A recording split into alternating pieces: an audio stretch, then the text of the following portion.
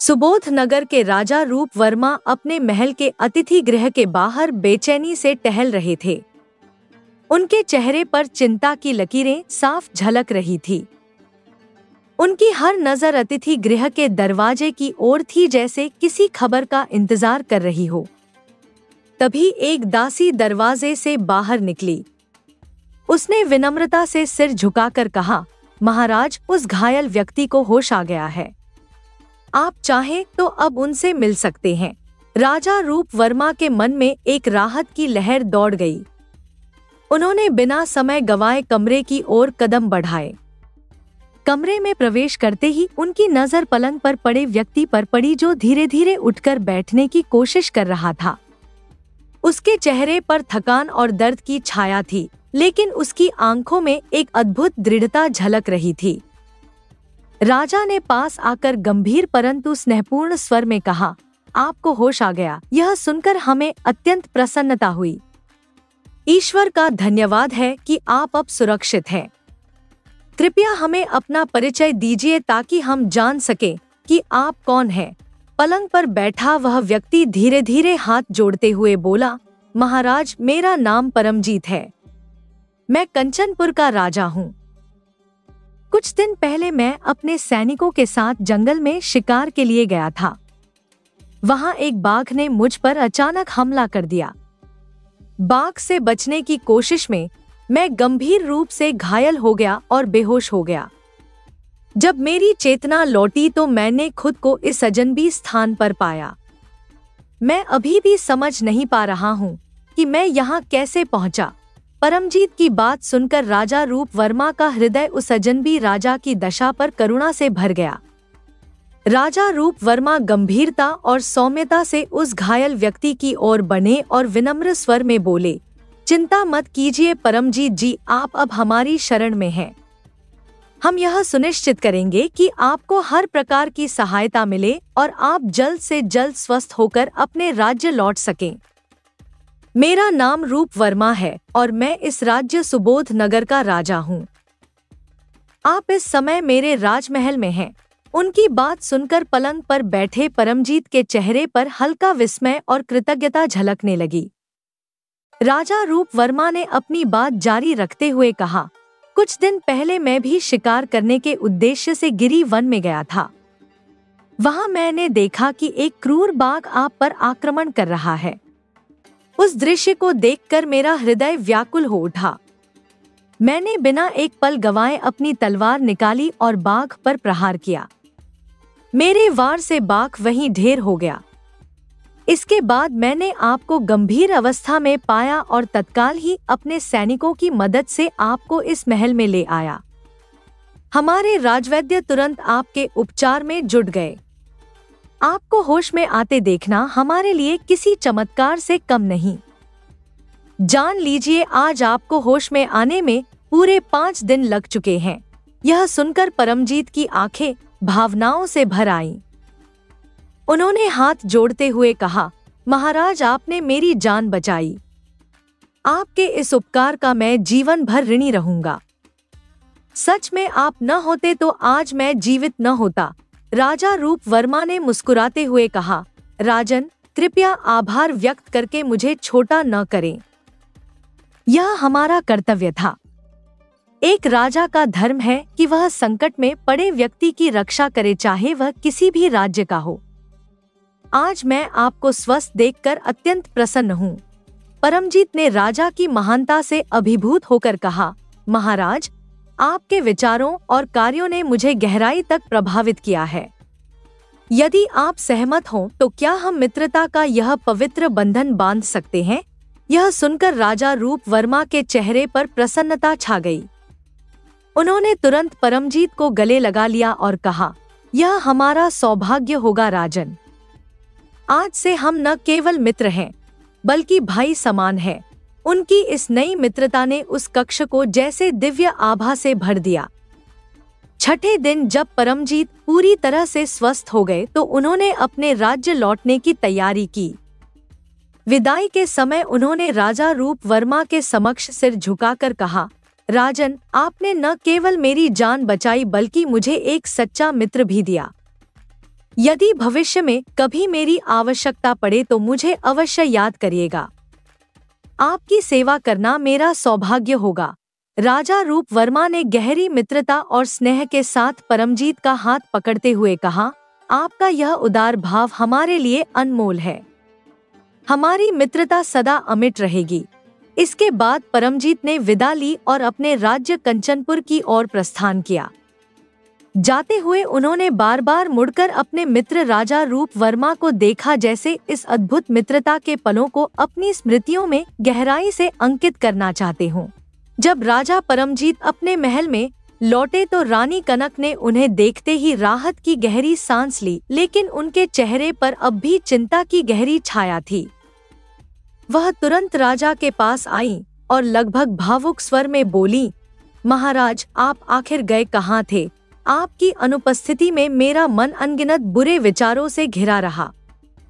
हर पल बस यही सोचती रही कि कहीं कोई अनहोनी न हो जाए। कृपया हमें ऐसी चिंता में न डाला करें। राजा परमजीत ने रानी कनक की बात सुनकर उन्हें सांत्वना देते हुए कहा, रानी, यह समझो कि हमें नया जीवन मिला है, और केवल जीवन ही नहीं, साथ में एक ऐसा मित्र भी जो इस जीवन को और अधिक मूल्यवान बना देता है। यह सुनकर रानी कनक का आश्चर्य बढ़ गया। उन्होंने उत्सुकता से पूछा, महाराज, आप क्या कहना चाह रहे हैं? कृपया विस्तार से बताइए। तब राजा परमजीत ने एक गहरी सांस ली और अपनी यात्रा की पूरी घटना विस्तार से सुनाई। उन्होंने बताया कि कैसे गिरी वन में शिकार के दौरान बाघ ने उन पर हमला किया था, कैसे वह घायल होकर बेहोश हो गए और कैसे सुबोध नगर के राजा रूप वर्मा ने उन्हें बचाया। उन्होंने यह भी बताया कि कैसे रूप वर्मा ने बाघ को पराजित किया, उन्हें अपने महल में लाकर उनके उपचार का प्रबंध किया और उनकी मित्रता कैसे जन्मी। रानी कनक यह सब सुनकर न केवल चकित थी, बल्कि राजा रूप वर्मा के साहस और उदारता की प्रशंसा करते हुए बोली, महाराज, यह तो सच्चे मित्र का प्रमाण है। ऐसे व्यक्ति का मिलना भाग्य की बात है। आपने वास्तव में एक रत्न समान मित्र पाया है। राजा परमजीत ने सहमति में सिर हिलाते हुए कहा, रानी, ऐसा लगता है कि ईश्वर ने हमें बाघ के हमले के माध्यम से किसी कारणवश राजा रूप वर्मा से मिलवाया। उनकी उदारता और साहस का ऋणी मैं जीवन भर रहूंगा। समय बीतता गया और धीरे धीरे इस घटना को 6 महीने हो गए। इन महीनों में राजा परमजीत और राजा रूप वर्मा के बीच पत्र व्यवहार के माध्यम से मित्रता और भी गहरी हो गई। वे एक दूसरे के सुख दुख में साथ खड़े रहने का संकल्प ले चुके थे। रानी कनक अक्सर राजा परमजीत से कहती, महाराज, मित्रता का यह रिश्ता केवल 2 राजाओं के बीच नहीं, बल्कि 2 राज्यों के बीच भी एक सेतु बन सकता है। हमें इसे सहेज कर रखना चाहिए। राजा परमजीत हर बार मुस्कुराकर सहमत हो जाते। एक दिन राजा परमजीत अपने राजदरबार में बैठे थे जब उनके सेनापति पंचदेव ने उन्हें गहरी चिंता के साथ प्रणाम किया और कहा, महाराज, एक अत्यंत दुखद समाचार लाया हूँ। क्या आपने सुना है कि सुबोध नगर इन दिनों भीषण अकाल की चपेट में है? फसलें पूरी तरह से सूख चुकी हैं। वहाँ के अनेक पशु दम तोड़ चुके हैं और लोग मजबूर होकर अपना घर-बार छोड़कर अन्य स्थानों की ओर पलायन कर रहे हैं। अकाल का प्रकोप दिन प्रतिदिन भयावह रूप ले रहा है। यह सुनते ही राजा परमजीत का मन विषाद से भर गया। उन्होंने कुछ क्षण मौन रहकर गहरी सोच में डूबने के बाद कहा, यह तो अत्यंत दुखद और चिंताजनक स्थिति है। सुबोध नगर न केवल हमारा पड़ोसी राज्य है, बल्कि वहाँ के राजा रूप वर्मा हमारे अत्यंत प्रिय मित्र भी हैं। उन्होंने संकट की घड़ी में हमारी प्राण रक्षा की थी। अब यह हमारा कर्तव्य है कि हम इस कठिन समय में उनकी और उनके राज्य की सहायता करें। राजा परमजीत ने सेनापति को आदेश दिया, पंचदेव, आप तुरंत ही हर प्रकार की सहायता सामग्री सुबोध नगर के लिए भेजने की तैयारी करें। इसमें अनाज, पानी, औषधियाँ और अन्य आवश्यक वस्तुएं शामिल होनी चाहिए। साथ ही यह सुनिश्चित करें कि ये सामग्री शीघ्रता से उन तक पहुंच जाए। सेनापति ने सिर झुकाकर कहा, जैसी आपकी आज्ञा महाराज। मैं इस कार्य को शीघ्रता और पूर्ण निष्ठा से संपन्न करूंगा। राजा परमजीत ने फिर कहा, मैं अपने मित्र राजा रूप वर्मा के नाम एक पत्र भी लिखूंगा। यह पत्र उनके प्रति हमारी मित्रता और सहानुभूति का प्रतीक होगा। इसे सामग्री के साथ ही एक तेज दूत के हाथ सुबोध नगर भेजा जाए ताकि यह संदेश शीघ्रता से उन तक पहुंच सके। इसके बाद राजा परमजीत ने अपने कक्ष में जाकर ध्यानपूर्वक पत्र लिखा। पत्र में उन्होंने राजा रूप वर्मा को सांत्वना देते हुए हृदय से आभार व्यक्त किया। फिर पत्र को उन्होंने अपने राजकीय मुहर से सील किया और दूत को सौंपते हुए कहा, इस पत्र को और सहायता सामग्री को शीघ्रता से सुबोध नगर पहुंचा देना। यह सुनिश्चित करना कि हमारे मित्र को यह संदेश और हमारी सहायता समय पर मिले। दूत ने शीश झुकाकर आज्ञा स्वीकारी और सहायता सामग्री के साथ सुबोध नगर की ओर प्रस्थान किया। राजा परमजीत ने संतोष की सांस ली, लेकिन उनके मन में अभी भी मित्र के राज्य की स्थिति को लेकर गहरी चिंता थी। दूत राजा परमजीत का पत्र और सहायता सामग्री लेकर तुरंत सुबोध नगर की ओर रवाना हो गया। घोड़ों और ऊँटों पर लादकर खाद्य सामग्री का एक विशाल भंडार भी उसके साथ भेजा गया था। मार्ग लंबा और कठिनाइयों से भरा था, लेकिन दूत को अपने महाराज का आदेश और मित्रता का दायित्व पूरा करने का दृढ़ निश्चय था। कुछ दिनों की यात्रा के बाद दूत सुबोध नगर के राजमहल पहुंचा। उसने राजा रूप वर्मा के समक्ष आदरपूर्वक प्रणाम किया और उनके सामने राजा परमजीत द्वारा भेजी गई सहायता सामग्री रखी। अनाज, पानी, औषधियाँ और अन्य आवश्यक वस्तुओं का यह विशाल भंडार देखकर राजा रूप वर्मा के चेहरे पर आश्चर्य और कृतज्ञता के भाव झलक उठे। दूत ने फिर राजा परमजीत का संदेश देते हुए उनका पत्र सौंपा। राजा रूप वर्मा ने पत्र को ध्यानपूर्वक पढ़ा।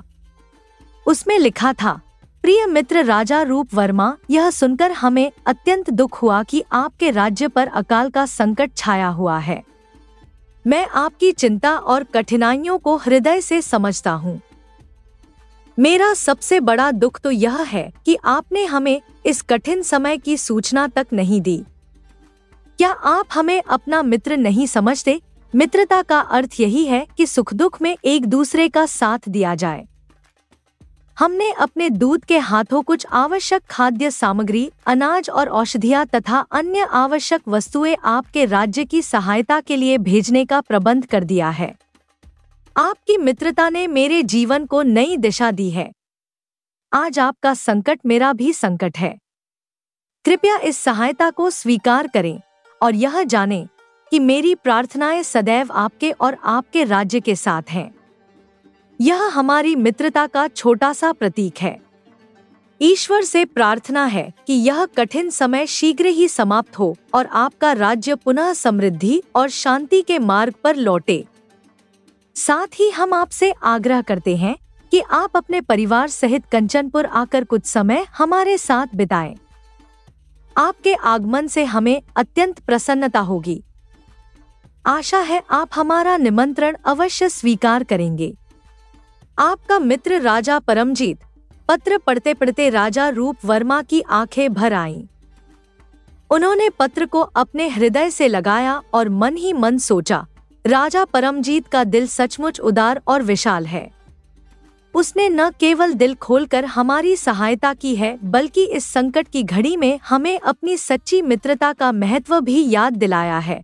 राजा रूप वर्मा ने दूत की ओर देखते हुए कहा, आपके महाराज परमजीत को हमारा धन्यवाद देना और कहना कि उनकी यह मित्रता हमारी सबसे बड़ी पूंजी है। हम उनका निमंत्रण अवश्य स्वीकार करेंगे और शीघ्र ही कंचनपुर आएंगे। यह मित्रता केवल हमारे बीच नहीं, बल्कि हमारे राज्यों के बीच भी एक सेतु बन चुकी है। इसके बाद राजा रूप वर्मा ने दूत को विश्राम करने की अनुमति दी। राजा रूप वर्मा ने दूत द्वारा लाई गई सामग्री तुरंत ही अपने मंत्रियों को सौंप दी और आदेश दिया कि इसे अकाल पीड़ितों के बीच शीघ्रता से बांटा जाए। उन्होंने अपनी प्रजा के दुख को दूर होते देखा तो उनके मन में परमजीत के प्रति कृतज्ञता और भी गहरी हो गई। इसके बाद राजा रूप वर्मा अपनी रानी इंदुमती के पास पहुँचे। रानी इंदुमती अपने कक्ष में बैठी थी जब उन्होंने राजा को कुछ प्रसन्न मुद्रा में देखा। राजा ने मुस्कुराते हुए कहा, रानी, हमारे मित्र राजा परमजीत का निमंत्रण आया है। उन्होंने हमें परिवार सहित कंचनपुर आने का आग्रह किया है। यह न केवल उनकी मित्रता का प्रतीक है बल्कि हमारे लिए एक अवसर भी है कि हम इस संकट के समय में उनके प्रति अपना आभार व्यक्त करें। हमें शीघ्र ही उनकी यह मित्रता स्वीकार कर उनकी ओर प्रस्थान करना चाहिए। रानी इंदुमती ने प्रसन्नता से सहमति जताई और कहा, महाराज, यह तो बहुत ही शुभ अवसर है। राजा परमजीत और रानी कनक के प्रति हमारी भी कृतज्ञता है। मैं यात्रा की तैयारी तुरंत करवाती हूँ। अगले ही दिन राजा रूप वर्मा, रानी इंदुमती और उनकी सुंदर पुत्री स्वर्णा कंचनपुर के लिए रवाना हो गए। यात्रा के दौरान मार्ग में हर कोई उनकी राजकीय सवारी को निहारता रह गया। सुबोध नगर की इस शाही यात्रा में उत्साह और आनंद का माहौल था। कंचनपुर पहुंचने पर राजा परमजीत और रानी कनक ने अपने महल के द्वार पर राजा रूप वर्मा और उनके परिवार का भव्य स्वागत किया। फूलों की वर्षा, मंगल संगीत और शाही आतिथ्य से पूरा वातावरण आलोकित हो उठा। राजा परमजीत ने राजा रूप वर्मा को गले लगाते हुए कहा, मित्र, आपका यहाँ आना हमारे लिए सौभाग्य की बात है। यह महल आज आपकी उपस्थिति से और भी पवित्र हो गया है। रानी कनक ने रानी इंदुमती का आदरपूर्वक स्वागत किया और उनकी पुत्री स्वर्णा को देखकर उनकी आंखें चमक उठीं।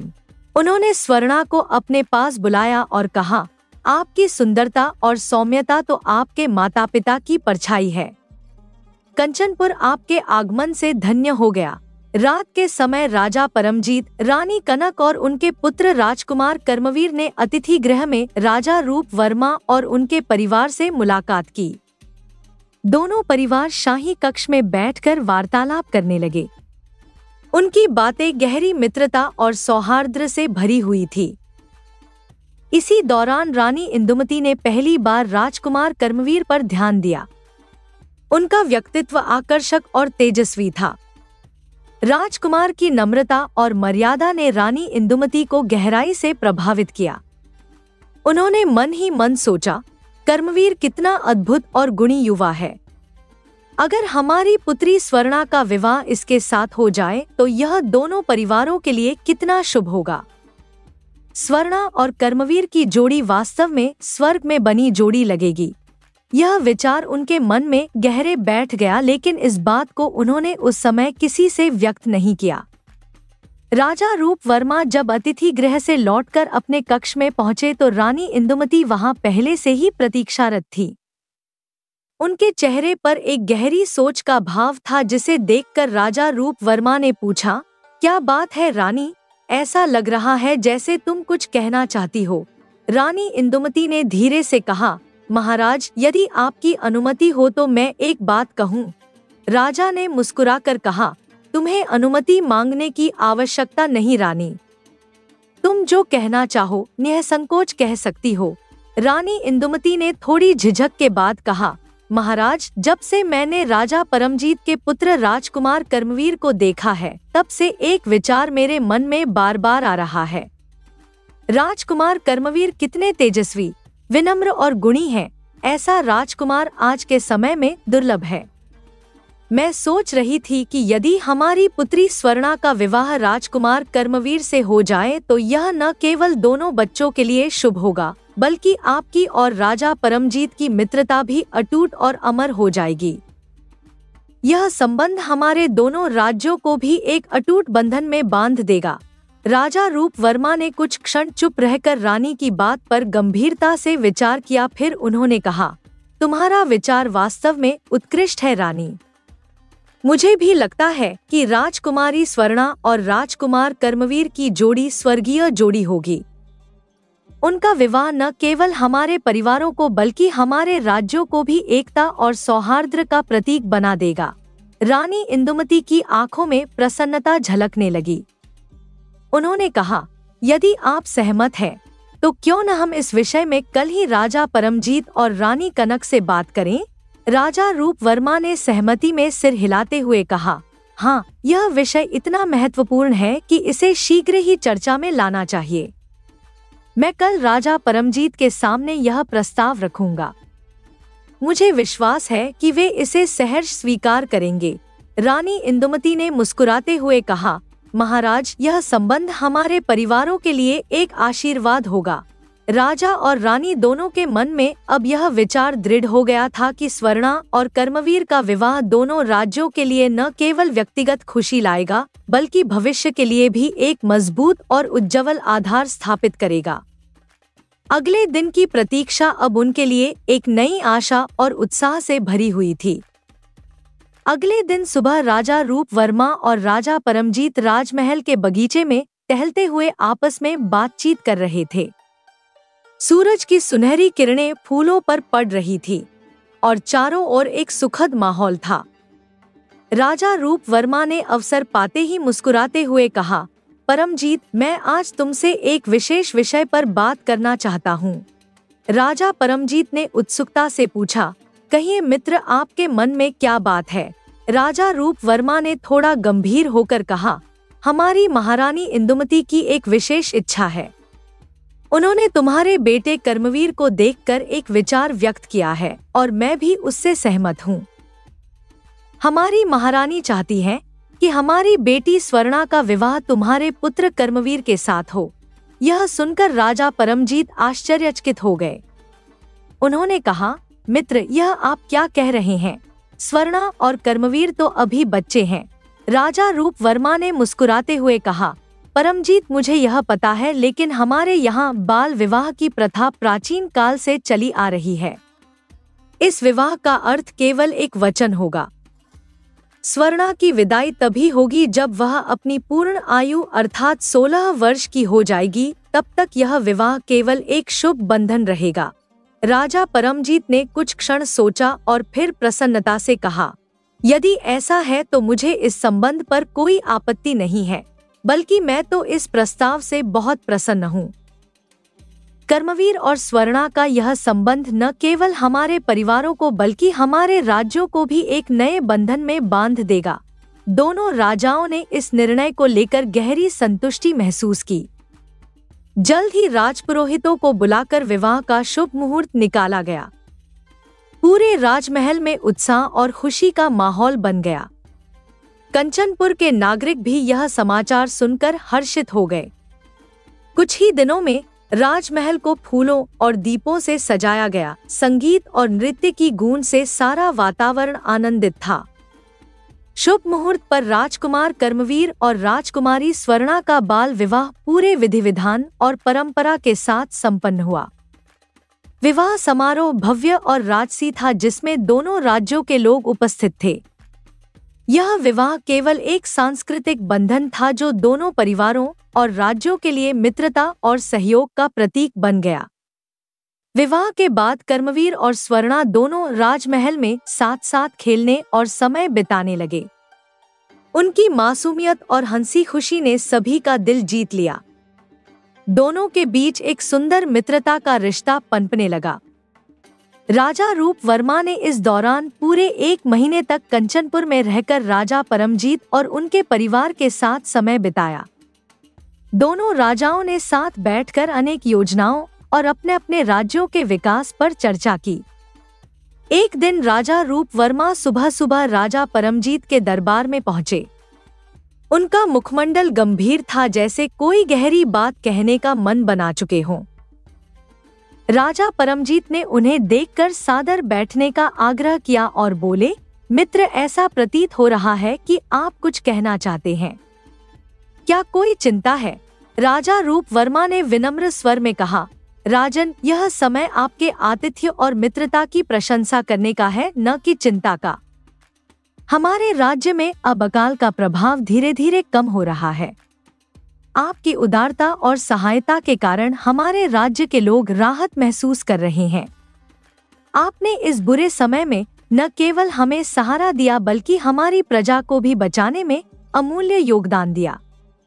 इस उपकार को हम जीवन भर नहीं भूलेंगे।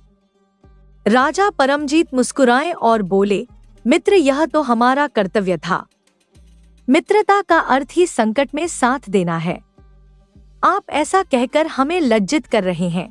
राजा रूप वर्मा ने गहरी सांस लेते हुए कहा, राजन, आपकी उदारता को शब्दों में बांधना संभव नहीं है, लेकिन अब हमें अपने राज्य लौटने की अनुमति देनी होगी। हमारी प्रजा हमारी प्रतीक्षा कर रही होगी और एक राजा का धर्म है कि वह अपने लोगों के साथ रहे। राजा परमजीत के चेहरे पर एक पल के लिए निराशा झलक उठी।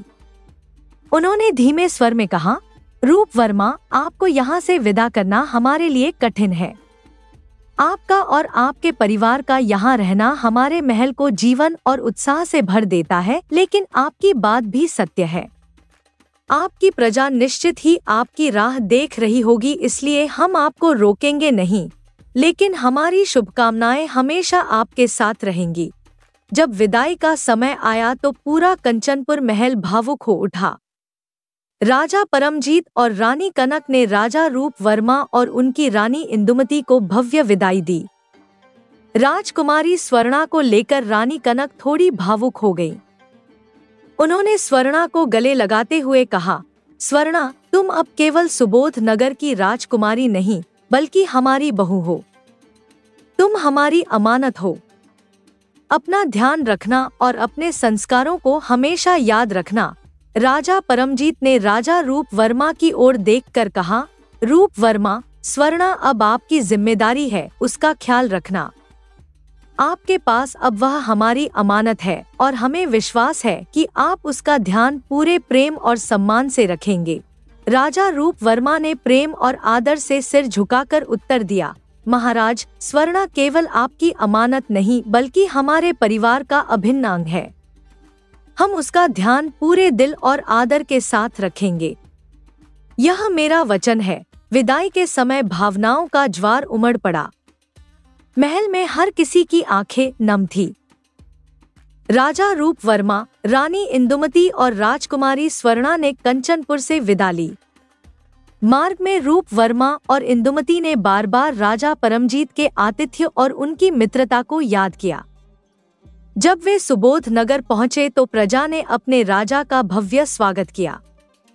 सुबोध नगर लौटने के कुछ दिनों बाद राजा रूप वर्मा ने अपने धर्मगुरु चंडीदास को राजमहल में बुलाया। चंडीदास अपने ज्ञान और गहन ज्योतिष विद्या के लिए पूरे राज्य में प्रसिद्ध थे।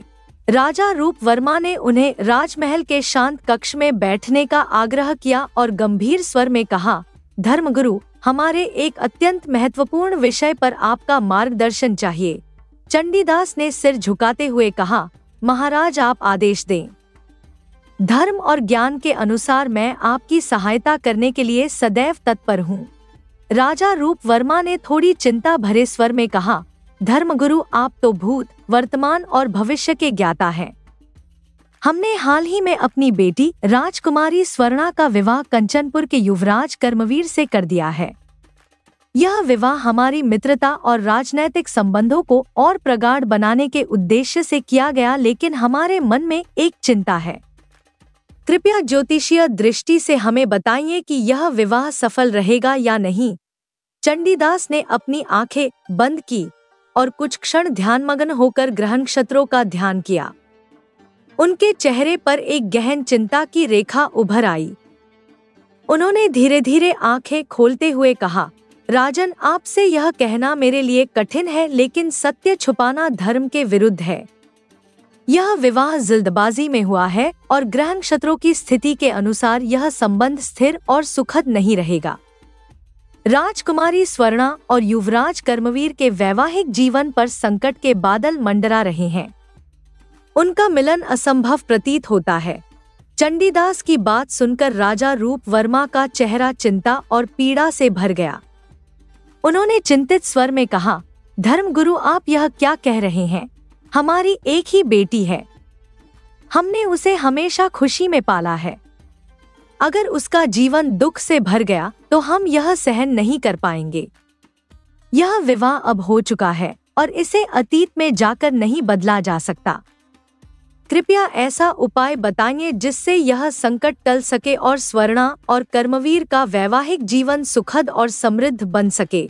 चंडीदास ने राजा की चिंता को समझते हुए गंभीरता से कहा, राजन, जो होना था वह तो हो चुका है, लेकिन हर समस्या का समाधान संभव है यदि हम पूरी श्रद्धा और निष्ठा से प्रयास करें। राजा रूप वर्मा ने कहा, धर्मगुरु, आप जो भी उपाय बताएं, हम उसे पूरी निष्ठा और श्रद्धा से करेंगे। हमें बस यह विश्वास दिलाइए कि हमारी बेटी का जीवन खुशहाल होगा। तो सुनिए राजन, इस समस्या का केवल एक ही समाधान है। आपने राजकुमारी और युवराज का विवाह अत्यधिक शीघ्रता में कर दिया, जो कि विधि और परिस्थिति के अनुरूप नहीं था। अब समय आ गया है कि आप इस विवाह को स्थगित करते हुए राजा परमजीत से अपने सभी संबंध तोड़ लें। न तो उनसे कोई संपर्क किया जाएगा और न ही कोई संदेश भेजा जाएगा। इसके पश्चात जब दोनों संतानें कम से कम 16 वर्ष की आयु पूरी कर लेंगी, तभी उनका पुनर्विवाह संभव होगा। ऐसा करने से ही यह विवाह सफल और सुखद हो सकेगा। राजा चिंतित स्वर में बोले, धर्मगुरु, यह तो अत्यंत कठोर उपाय है। क्या यह आवश्यक है? धर्मगुरु गंभीरता से बोले, राजन, यह कठिन अवश्य है, परंतु अनिवार्य भी। इसके पीछे एक बड़ा कारण है, जिसे जानने के लिए धैर्य रखिए। ध्यान दें, आज से ठीक 6 माह बाद कंचनपुर राज्य में एक भीषण महामारी फैलने वाली है। इस महामारी से सैकड़ों लोग काल का ग्रास बन जाएंगे। उस रोग का उपचार केवल एक दुर्लभ जड़ी बूटी से संभव होगा। यह जड़ी बूटी या तो आपके राज्य में पाई जाती है या फिर हिमालय की दुर्गम तलहटियों में। राजा ने चौंकते हुए पूछा, और यदि राजा परमजीत इस जड़ी बूटी की मांग करे तो? धर्मगुरु की आंखों में रहस्यमय गंभीरता झलकने लगी। उन्होंने ठहर कर कहा, आपको वह जड़ी बूटी राजा परमजीत को नहीं देनी है। यह कैसे संभव है धर्मगुरु? ऐसा करना तो धर्म के विरुद्ध होगा और इससे राजा परमजीत हमसे रुष्ट हो जाएंगे। राजा ने असमंजस में कहा। धर्मगुरु मुस्कुराए, मानो समय का गूढ़ रहस्य उनके सामने खुल रहा हो। उन्होंने शांत स्वर में उत्तर दिया, राजन, राजा परमजीत का नाराज होना ही राजकुमारी और युवराज कर्मवीर के उज्जवल भविष्य के लिए शुभ होगा। धर्मगुरु ने आगे कहा, राजन, जैसे ही आप राजा परमजीत की जड़ी बूटी की मांग को ठुकराएंगे, वे अत्यंत क्रोधित होकर आपसे अपने सभी संबंध तोड़ देंगे। यह स्थिति कठिन और दर्दनाक होगी, लेकिन यही एकमात्र मार्ग है। फिर 15 वर्षों तक आपको राजा परमजीत से किसी भी प्रकार का संपर्क नहीं रखना होगा।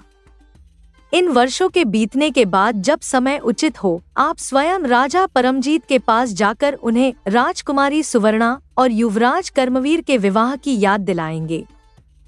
तभी यह विवाह संभव हो सकेगा। यदि आपने ऐसा नहीं किया तो यह संयोग कभी पूर्ण नहीं होगा। राजा रूपवर्मा यह सुनकर व्याकुल हो उठे।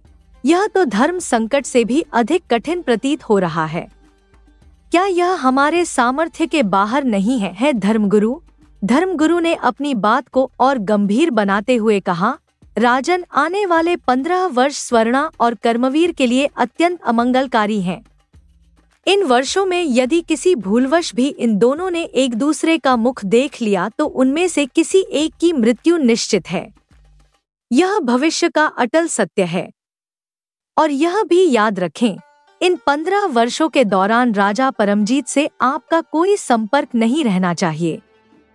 यही नियति का खेल है जिसे आप चाहकर भी बदल नहीं सकते। राजा की आंखें व्यथा और चिंता से भर उठीं। यह कैसी अनहोनी है धर्मगुरु? क्या हमारी बेटी का भाग्य इतना विकट है कि उसे इस तरह का कठोर निर्णय झेलना होगा?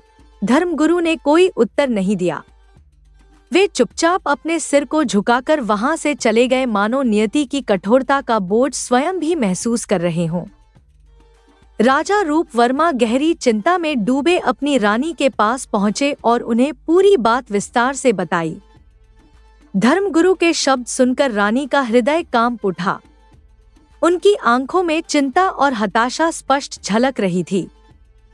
रानी ने गहरी सांस लेते हुए कहा, महाराज, धर्मगुरु की भविष्यवाणियां कभी गलत नहीं होती। उन्होंने जो कहा है वह निश्चित ही सत्य होगा। हमारी इकलौती बेटी की खुशियों के लिए हमें वही करना होगा जो उन्होंने बताया है, चाहे वह हमारे लिए कितना ही कठिन क्यों न हो। रानी की बात सुनकर राजा रूपवर्मा का हृदय भीग गया। वे संगीत की मंद स्वर लहरियों में खो गए, जैसे यह क्षण उनकी पीड़ा को थोड़ा सहला रहा हो। उस रात उन्होंने अपनी बेटी सुवर्णा के सुखद भविष्य के लिए हर बलिदान देने का प्रण लिया। नियति ने उन्हें कठोर परीक्षा में डाला था और अब उन्हें अपनी बेटी के जीवन और उसकी खुशियों के लिए इस अनिश्चित राह पर चलना था। 6 महीने बीत चुके थे। कंचनपुर राज्य में एक अजीब और भयावह बीमारी ने अपने पांव पसार लिए थे। हर दिन लोगों की मृत्यु की खबरें बढ़ती जा रही थी। गांवों और नगरों में मातम छा गया था। हर गली में रोते बिलखते लोग और उजाड़ घरों का मंजर था। इस स्थिति ने कंचनपुर के सेनापति को चिंतित कर दिया। एक सुबह वह राजा परमजीत के दरबार में पहुंचे। उनके चेहरे पर गहरी चिंता की लकीरें स्पष्ट थीं। महाराज, सेनापति ने गंभीर स्वर में कहा, राज्य में एक भयंकर महामारी फैल गई है।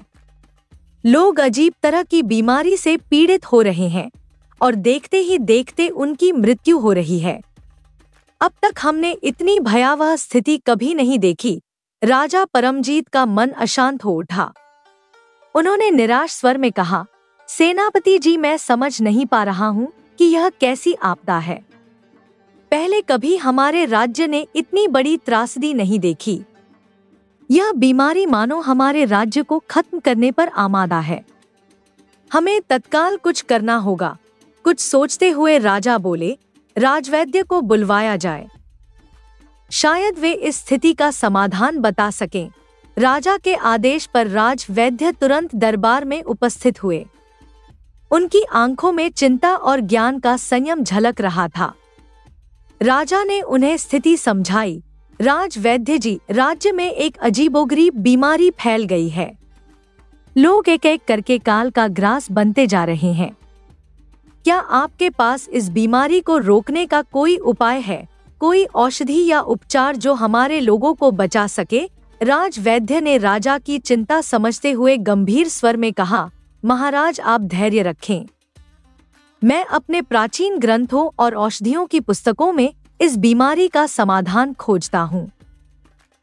यह रोग जरूर किसी दुर्लभ औषधि से ठीक किया जा सकता है। मुझे थोड़ा समय दें, मैं शीघ्र ही समाधान लेकर आपके पास आता हूँ। राजा परमजीत ने एक गहरी सांस ली। उन्होंने वैद्य को शीघ्र कार्य करने का आदेश दिया और अपने सेनापति को स्थिति पर नजर बनाए रखने के लिए कहा। महल के गलियारे में सन्नाटा था, लेकिन बाहर जनता की चीख पुकार हर किसी के दिल को चीर रही थी। राजा के मन में यह प्रश्न बार बार उठ रहा था, क्या यह त्रासदी उनके राज्य की समाप्ति का संकेत है या कहीं यह नियति का कोई और संकेत? राजवैद्य ने अपनी प्राचीन पुस्तकों और औषधियों के ग्रंथों का गहन अध्ययन किया। कई रातों की मेहनत और गहरी सोच के बाद वह एक उत्तर तक पहुंचे। अगली सुबह वह राजा परमजीत के समक्ष उपस्थित हुए। उनके चेहरे पर संतोष का भाव था, लेकिन उनके शब्दों में स्थिति की गंभीरता झलक रही थी। महाराज, वैद्य ने धीमे और गंभीर स्वर में कहा, यह महामारी कालज नामक एक दुर्लभ और शक्तिशाली जड़ी बूटी से ठीक की जा सकती है। यह औषधीय जड़ी बूटी इस बीमारी को जड़ से समाप्त कर सकती है। राजा परमजीत ने उत्सुकता से पूछा, राजवैद्य जी, यह जड़ी बूटी कहाँ मिल सकती है? राजवैद्य ने एक क्षण रुककर उत्तर दिया, यह जड़ी बूटी केवल 2 स्थानों पर मिल सकती है। पहला, सुबोध नगर के राजकीय उद्यान में, जहां इस जड़ी बूटी का एकमात्र पेड़ है। दूसरा स्थान है हिमालय की दुर्गम तलहटी। राजा की भौहें तन गईं। हिमालय, वह तो हमारे राज्य से बहुत दूर है। जब तक वहां से जड़ी बूटी मंगवाई जाएगी, तब तक न जाने कितने और लोग इस महामारी का शिकार हो चुके होंगे। लेकिन सुबोध नगर पास है और वहां के राजा हमारे मित्र हैं। क्या हमें उनके राजकीय उद्यान से यह जड़ी बूटी प्राप्त करने का प्रयास नहीं करना चाहिए? राजवैद्य ने सिर हिलाते हुए सहमति व्यक्त की। महाराज, यह सही निर्णय होगा। यदि हम सुबोध नगर के राजा से यह जड़ी बूटी प्राप्त कर लेते हैं तो इस महामारी को जल्द से जल्द नियंत्रित किया जा सकता है। हर क्षण अनमोल है। वक्त बीत रहा था और महामारी राज्य को तेजी से अपनी चपेट में ले रही थी। राजा परमजीत ने तुरंत अपने विश्वासपात्र दूत को बुलाया। उनके चेहरे पर गंभीरता थी और उनकी आवाज में समय की तात्कालिकता झलक रही थी। दूत, राजा ने कहा, यह पत्र लो और इसे शीघ्र ही सुबोध नगर के राजा रूप वर्मा तक पहुंचाओ। हमारा राज्य एक भयंकर महामारी की चपेट में है और हमारी प्रजा की जान बचाने के लिए हमें उनके राजकीय उद्यान से कालज नामक जड़ी बूटी की आवश्यकता है। ध्यान रहे, यह कार्य अत्यंत महत्वपूर्ण है। एक पल भी व्यर्थ न करो। दूत ने सिर झुकाकर राजा के आदेश का पालन किया और तुरंत सुबोध नगर के लिए प्रस्थान कर गया। राजा के हृदय में एक अजीब सी बेचैनी थी। उन्होंने आसमान की ओर देखा और धीमे स्वर में कहा, हे ईश्वर, हमारे राज्य और प्रजा की रक्षा करना। कई दिन और कई रातों की कठिन यात्रा के बाद वह सुबोध नगर के महल पहुंचा। राजा रूप वर्मा के दरबार में प्रवेश करते ही उसने महाराज रूप वर्मा को नमन करते हुए कहा, महाराज की जय हो, मैं राजा परमजीत का दूत हूँ। उन्होंने आपके नाम यह पत्र भेजा है, कृपया इसे स्वीकार करें। राजा रूप वर्मा ने पत्र अपने हाथों में लिया। उनकी नजरें पत्र पर जमी थी, लेकिन उनका मन कहीं और भटक रहा था। उन्हें धर्मगुरु की भविष्यवाणी याद आ रही थी। ओह, परीक्षा की घड़ी आ गई है। यह वही समय है जिसकी चेतावनी धर्मगुरु ने दी थी। परमजीत ने निश्चित ही इस पत्र में कालज जड़ी बूटी की मांग की होगी। राजा ने धीरे धीरे पत्र को खोला और पढ़ना शुरू किया। प्रिय मित्र, हमारे राज्य में इन दिनों एक भयंकर महामारी ने अपना डेरा डाल लिया है। इस बीमारी ने हमारी प्रजा को भारी संकट में डाल दिया है। इसे रोकने के लिए केवल कालज नामक जड़ी बूटी ही सहायक हो सकती है और मुझे ज्ञात है कि वह आपके राजकीय उद्यान में पाई जाती है। मैं आपसे करबद्ध प्रार्थना करता हूँ कि कृपया हमारे दूत को यह जड़ी बूटी दे दें। आपकी यह कृपा न केवल हमारे राज्य को बचाएगी बल्कि हमारे मित्रता के बंधन को और अधिक मजबूत करेगी। आपका मित्र परमजीत। पत्र पढ़ते ही राजा रूप वर्मा का चेहरा गंभीर हो गया। उन्होंने पत्र को हाथ में मोड़कर मेज पर रखा और गहरी सोच में डूब गए। क्या करूं? उनके मन में कशमकश छिड़ गई। यदि मैं यह जड़ी बूटी दे देता हूं तो धर्मगुरु की भविष्यवाणी झूठी नहीं होगी। इससे परमजीत हमसे रुष्ट भी हो सकते हैं। लेकिन यदि यह जड़ी बूटी नहीं दी तो उनकी प्रजा की मौत का पाप मेरे सिर पर होगा। यह कैसा धर्म संकट है। दरबार के सन्नाटे के बीच राजा की उलझन बढ़ती जा रही थी। वे जानते थे कि हर क्षण अनमोल है। एक और उनकी मित्रता का धर्म था और दूसरी ओर धर्मगुरु की भविष्यवाणी। उनके निर्णय पर न केवल उनका राज्य बल्कि उनके भविष्य की दिशा भी निर्भर थी। आखिरकार राजा ने एक गहरी सांस ली और फैसला लेने के लिए खुद को तैयार किया। उनके मन में विचार उमड़-घुमड़ रहे थे, लेकिन उन्होंने दूत की ओर देखा और गंभीर स्वर में कहा, इस पत्र का उत्तर मैं स्वयं लिखूंगा। तुम इसे लेकर अपने राजा परमजीत के पास जाओ और उन्हें मेरा संदेश पहुंचा देना। इसके बाद राजा रूप वर्मा ने अपने कक्ष में जाकर एक पत्र लिखा। उनकी कलम तेजी से चल रही थी और उनके मन में उथल-पुथल मची हुई थी। पत्र पूरा करते ही उन्होंने उसे मोड़ा, सील किया और दूत को सौंप दिया। यह पत्र तुरंत कंचनपुर पहुंचाओ। इसे मेरे मित्र राजा परमजीत को दे देना। दूत ने आदेश का पालन किया और उसी क्षण कंचनपुर की ओर रवाना हो गया। कई दिनों की यात्रा के बाद वह अंततः राजा परमजीत के महल में पहुंचा। महाराज की जय हो, दूत ने कक्ष में प्रवेश करते ही कहा। मैं सुबोध नगर से वापस आया हूँ। यह पत्र राजा रूप वर्मा ने आपके लिए भेजा है। राजा परमजीत के चेहरे पर चिंता और आशा के भाव एक साथ झलक रहे थे। उन्होंने उत्सुकता से पूछा, क्या तुम कालज जड़ी बूटी लेकर आए हो? दूत ने सिर झुकाकर उत्तर दिया, नहीं महाराज। उनके राजकीय उद्यान से जड़ी बूटी देने के बजाय उन्होंने यह पत्र आपके लिए भेजा है। राजा परमजीत का मन आशंका से भर गया। उन्होंने धीरे धीरे पत्र खोला और पढ़ना शुरू किया।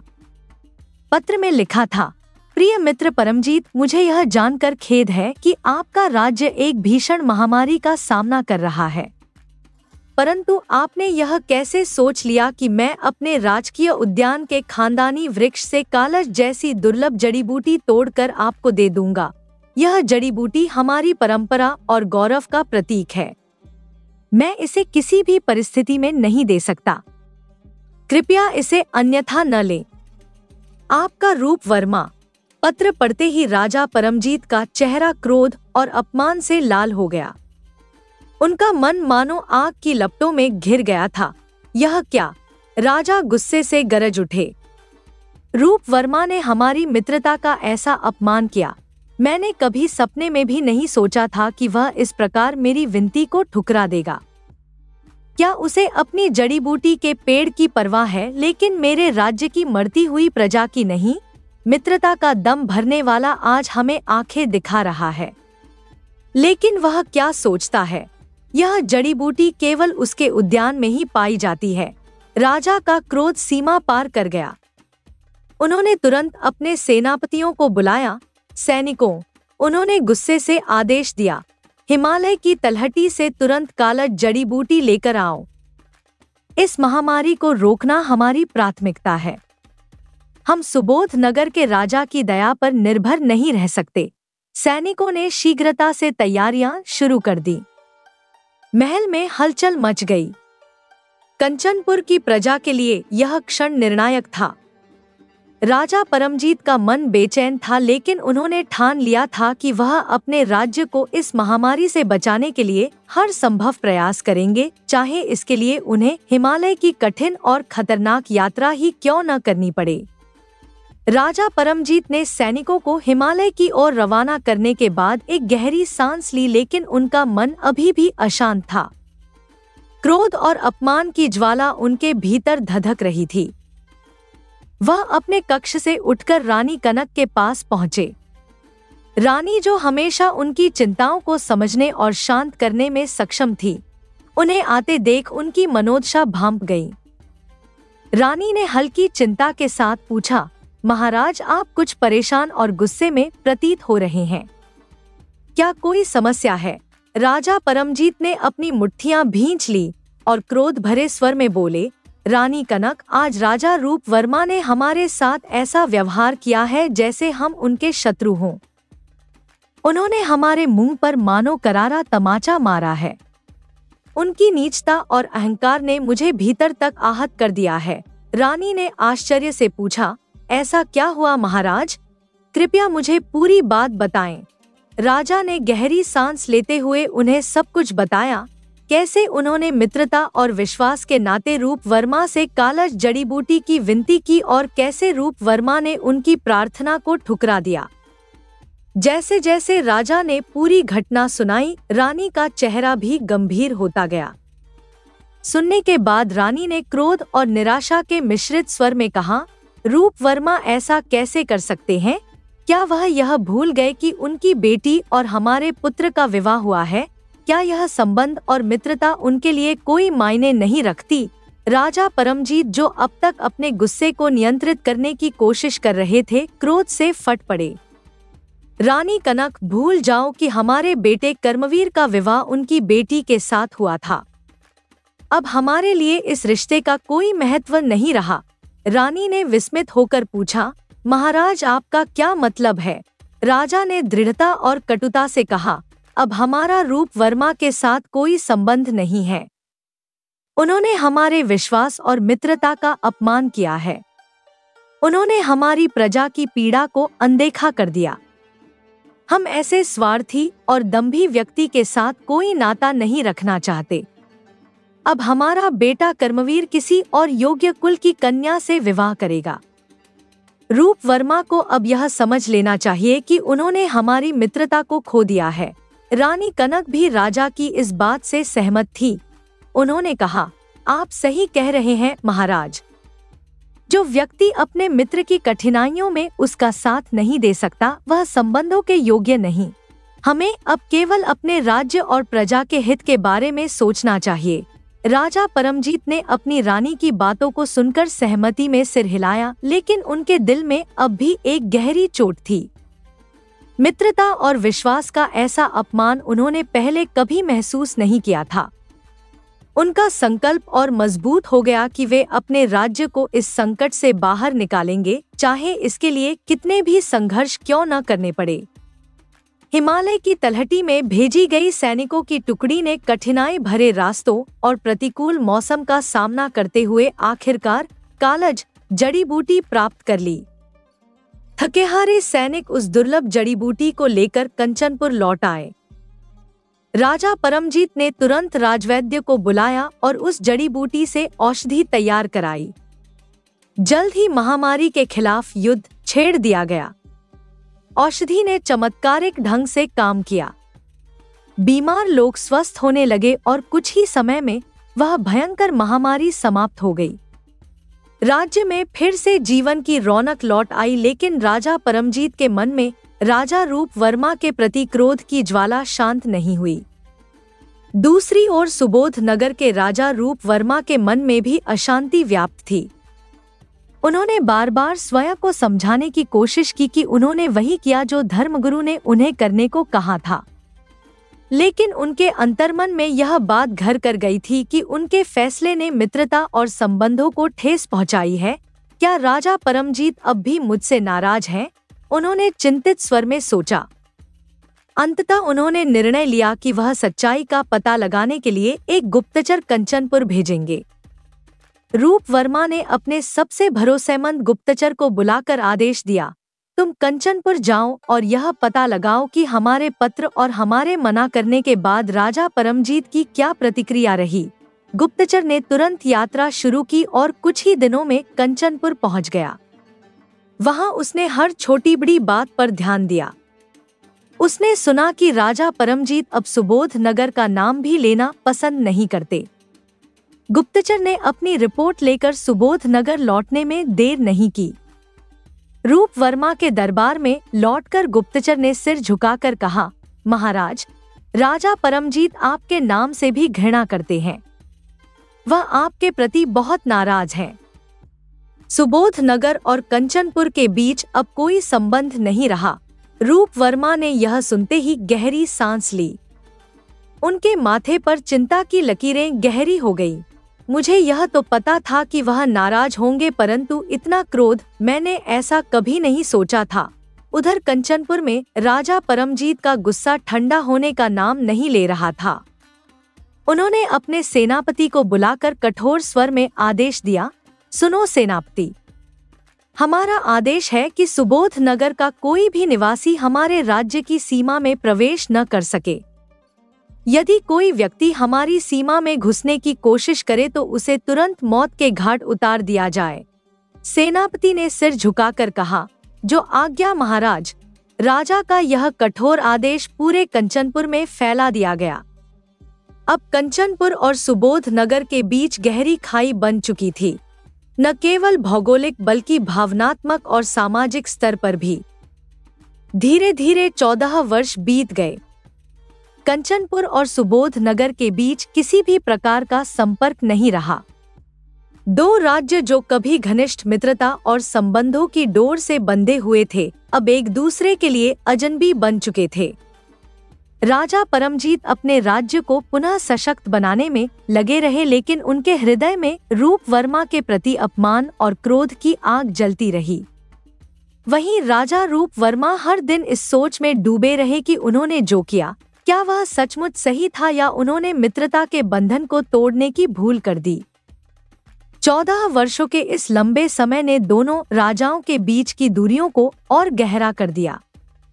महल के शांत प्रांगण में राजा रूप वर्मा अपनी राजसभा से लौटकर अपने कक्ष में बैठे विचारों में डूबे हुए थे। तभी रानी उनके पास आई। उनके चेहरे पर चिंता और अधीरता साफ झलक रही थी। रानी ने धीरे से पूछा, महाराज, क्या आपको राजकुमारी स्वर्णा की तनिक भी चिंता नहीं है?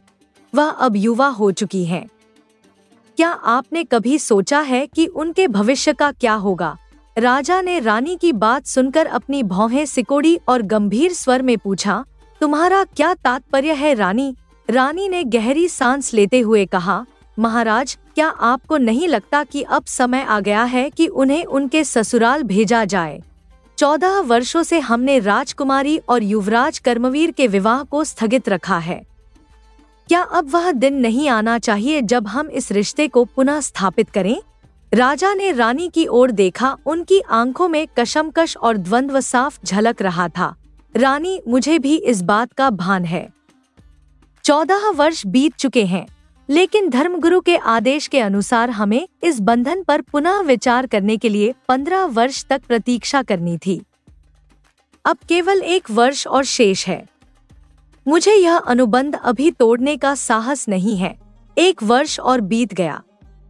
इस दौरान राजा रूप वर्मा के मन में विचारों का अंबार लग गया। समय के साथ उनके भीतर एक नए प्रकार की बेचैनी जन्म ले रही थी। अब वह दिन आ गया है, उन्होंने स्वयं से कहा। 15 वर्षों का यह लंबा अंतराल समाप्त हो चुका है। क्या अब हमें राजा परमजीत के पास जाकर इस रिश्ते पर फिर से बात नहीं करनी चाहिए? लेकिन जैसे ही वह इस विचार पर ठोस निर्णय लेने वाले थे, उनके मन में अचानक दूसरा विचार कौन था? क्या यह उचित होगा कि मैं स्वयं उनके पास जाऊं? क्या यह बेहतर नहीं होगा कि पहले दूत भेजकर उनकी स्थिति का पता लगाया जाए? राजा रूप वर्मा ने तुरंत ही अपने सबसे विश्वासपात्र दूत को बुलाया। उन्होंने गंभीर स्वर में कहा, तुम्हें कंचनपुर जाना होगा। राजा परमजीत के पास मेरा संदेश ले जाओ। उनसे कहना कि अब वह समय आ गया है जब हम पुराने संबंधों को पुनर्जीवित कर सकते हैं। ध्यान रहे इस कार्य में कोई भूल न हो। दूत ने सिर झुकाकर आज्ञा ली और तुरंत ही यात्रा की तैयारी करने लगा। राजा रूप वर्मा ने गहरी सांस ली और प्रार्थना की, हे ईश्वर, यह दूत केवल संदेशवाहक नहीं है। यह हमारे टूटे हुए संबंधों को जोड़ने का पहला प्रयास है। कृपया इस प्रयास को सफल बनाना। दूत महल से निकल पड़ा। इस बीच राजा रूप वर्मा महल में बेचैनी से टहलते रहे। जैसे ही दूत कंचनपुर की सीमा में पहुंचा, उसका सामना सीमा पर तैनात सैनिकों से हुआ। भारी कवच पहने, तलवारें खींचे सैनिकों ने उसे रोका और कठोर स्वर में पूछा, कौन हो तुम और हमारे राज्य की सीमा में प्रवेश करने का साहस कैसे किया? दूत ने पूरी विनम्रता से सिर झुकाकर उत्तर दिया, मैं सुबोध नगर के राजा रूप वर्मा का दूत हूँ। मेरे पास राजा परमजीत के लिए एक महत्वपूर्ण संदेश है। कृपया मुझे उनके पास जाने दें। दूत की यह बात सुनते ही सैनिकों के चेहरे क्रोध से लाल हो गए। उनके नेत्रों में आग की लपटें सी धधकने लगी। रूप वर्मा का दूत। उनमें से एक सैनिक गर्जा, क्या तुम्हें पता नहीं कि सुबोध नगर का कोई भी व्यक्ति हमारे राज्य में प्रवेश नहीं कर सकता? महाराज का स्पष्ट आदेश है। तुम्हारा यहाँ आना तुम्हारी मृत्यु को आमंत्रण देना है। दूत ने डरते हुए हाथ जोड़कर कहा, मैं केवल एक संदेशवाहक हूँ। मेरा उद्देश्य केवल संवाद स्थापित करना है। कृपया मेरी बात राजा परमजीत तक पहुँचने दे। लेकिन सैनिकों का क्रोध काबू से बाहर हो चुका था। उनमें से एक ने अपनी तलवार खींची और दूत की ओर तिरस्कार भरे स्वर में कहा, राजा परमजीत के आदेश का उल्लंघन करने का साहस किया है तुमने। इस साहस का यही दंड होगा। दूत ने बचने की कोशिश की, परंतु सैनिकों की तलवारें हवा में चमकी और अगले ही क्षण दूत का रक्त भूमि पर बहने लगा। वह निर्दोष दूत वहीं मृत्यु को प्राप्त हो गया। सैनिकों ने उसकी देह को वहीं छोड़ दिया। इधर जब कई दिनों तक दूत वापस नहीं लौटा तो सुबोध नगर में चिंता का माहौल फैलने लगा। राजा रूप वर्मा ने दरबार में बेचैन होकर कहा, मुझे यह शंका हो रही है कि हमारा दूत कंचनपुर में सुरक्षित नहीं पहुंच पाया। राजा परमजीत के आदेश और उनकी नाराजगी को देखते हुए मुझे लगता है कि उसे मार डाला गया है। रानी राजा के समीप ही बैठी थी। यह सुनकर गहरे दुख में डूब गईं और कहा, क्या राजा परमजीत का क्रोध इतना बड़ा है कि उन्होंने एक निर्दोष दूत को भी नहीं बख्शा? क्या दोनों राज्यों के बीच संबंधों को सुधारने का यह अंतिम प्रयास भी असफल हो गया है? राजा रूप वर्मा बोले, परमजीत का क्रोध अब भी प्रचंड है। अब हमें अगले कदम के लिए सावधानी से सोचना होगा। यह हमारे बच्चों के भविष्य का सवाल है। संध्या का समय था। महाराज अपने राजमहल के दिव्य सभागार में विराजमान थे। तभी एक प्रहरी ने आकर सूचना दी, महाराज, दूर देश से एक घोड़ों का व्यापारी अस्मत खान आया है और आपसे भेंट करना चाहता है। महाराज ने उसे तुरंत बुलाने का आदेश दिया। कुछ ही क्षणों में एक सौम्य और तेजस्वी व्यक्तित्व वाला व्यापारी अस्मत खान सभागार में प्रविष्ट हुआ। महाराज ने उसे स्नेहपूर्वक बैठने का संकेत दिया और पूछा, कहो अस्मत खान, कौन कौन से राज्यों का दौरा कराए हो? अस्मत खान ने विनम्रता से उत्तर दिया, महाराज, मैं जमालपुर, रदरपुर और कंचनपुर जैसे बड़े राज्यों में अपने घोड़े बेचकर सीधा आपके चरणों में उपस्थित हुआ हूँ।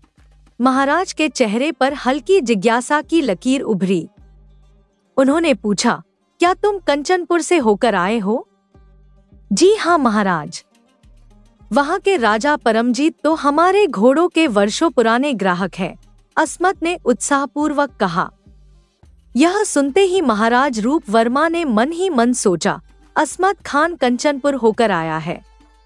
इससे राजा परमजीत और उनके राज्य का हालचाल मालूम करना चाहिए। शायद कोई नई सूचना प्राप्त हो। महाराज ने प्रश्न किया, अस्मत खान, राजा परमजीत कैसे हैं और युवराज कर्मवीर का क्या हाल है? उनके बारे में कुछ जानकारी है तुम्हारे पास? अस्मत खान ने मुस्कुराते हुए कहा, महाराज, राजा परमजीत कुशलता से राजकाज संभाल रहे हैं। युवराज कर्मवीर अब युवा हो चुके हैं और उनके विवाह के लिए रिश्ते तलाशे जा रहे हैं। कई बड़े राज्यों से कन्याओं के प्रस्ताव आ रहे हैं।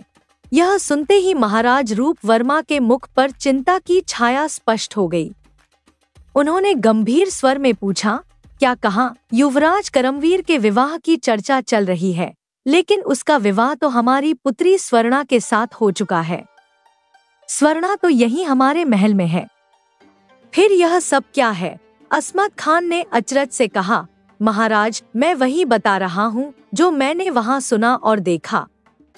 युवराज के विवाह की तैयारियां जोरों पर हैं। आसपास के राज्यों से कई रिश्ते उनके लिए आ रहे हैं। महाराज यह सुनकर गहरे चिंतन में डूब गए। उनकी आंखों में संशय और चिंता के भाव स्पष्ट झलकने लगे। अपने विचारों को थामते हुए उन्होंने गंभीर स्वर में कहा, अस्मत खान, हमारी तबीयत कुछ ठीक नहीं है।